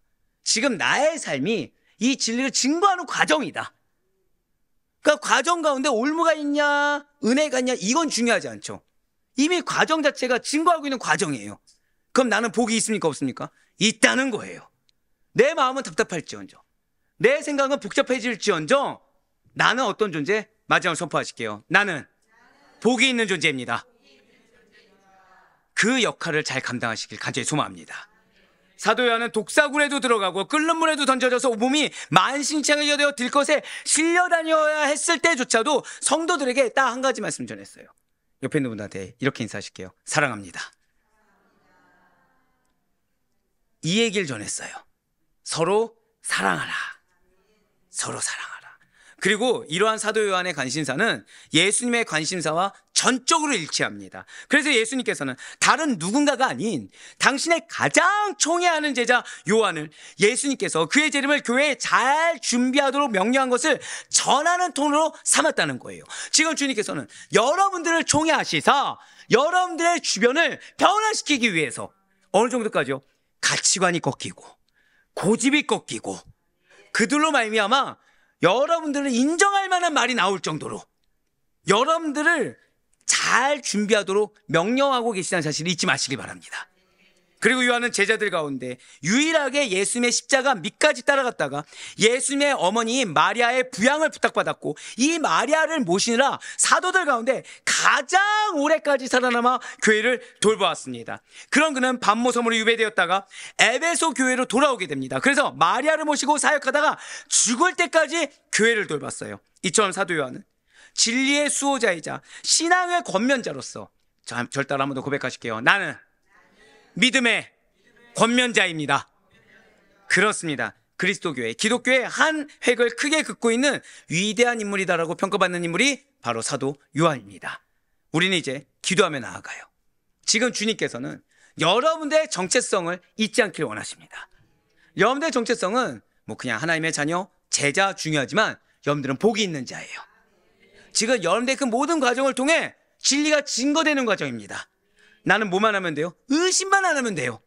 나는 뭐만 하면 돼요? 믿으며 기대하면 돼요. 나는 뭐 하면 돼요? 주님의 임재하신 가운데 기뻐하면 되는 것입니다. 아니 어떻게 이런 환경 가운데 기업을 이루다는 거지? 어떻게 이런 사람의 상태에서 어떻게 변화를 주신다는 거지? 아, 그런데 변화 주신다는 거구나. 그래서 내 힘으로 하는 것이 아니고 하나님께서 반드시 이렇게 이루시겠다는 거구나. 그런 우리들은 맞습니다. 단순히 성도라는 타이틀을 가지고 온 것이 아니에요. 우리는 알게 모르게 주님께 부르심을 받은 자들이고, 여러분들의 삶과 여러분들의 기도에는 바로 이런 진리의 수호자로서, 총애를 받는 자로서의 책무가 담겨 있습니다. 그리고 우리들은 이런 예수님의 총애를 받은 자로서 그 크신 사랑에 대한 의무와 책임 역시도 담겨 있어요. 그래서 우리는 단순히 삶의 해결에, 문제 해결을 위해서 이 자리에 나온 것이 결코 아닙니다. 영혼에 대한 책임감이 있어야 돼요. 그리고 가정과 직장과 교회에 대한 책임감이 있어야 됩니다. 무엇보다 진리를 깨닫게 하신 이 주님의 뜻하심, 나를 감히 복이 있는 자라고 불러주신 이 주님의 사랑에 아멘으로 순종해서 서 있을 수가 있어야 된다는 거예요. 우리는 사도 요한을 부르신 부르심과 동일한 부르심을 받은 진리의 수호자, 그것이 특별히 앞에 나가서 칼 들고 싸워서 수호자가 아니라 여러분들의 삶을 통해 진리가 수호되어야 됩니다. 여러분들의 삶을 통해 말씀이 성취돼야 돼요. 그러니 바라볼 건 없기는 이러한 여러분들의 정체성과 사명에 대한 책임을 잊지 않으시는 가운데 감사하시길 바라요. 내가 특별히 무엇을 해서가 아니라 여러분들을 총애한다고 부르신 그 주님께서 여러분들의 삶을 통해 말씀을 증거하고 계시고, 여러분들의 입술을 통해서 당신의 약속을 증거하고 계시며, 그 가운데 궁극적으로 주님의 재림의 때까지 나를 통해 교회가 보존되고, 나를 통해 가정이 보존되며, 나를 통해 직장과 사업장이 보존되어 진실로 그리스도의 말씀이 성취되는 복 있는 자로 서 있는 그 은혜의 정체성이 우리의 정체성입니다. 그래서 사도 요한의 뒤를 이어 가정과 교회를 돌보고 이 진리를 수호하는 자들로 합당하게 서 있는, 그래요, 그러한 자의 기도에 역사하는 하나님을 만날 수 있는 바로 이 시간, 기쁨이 회복되는 이 시간 될 수 있기를 주님의 이름으로 간절히 축원합니다.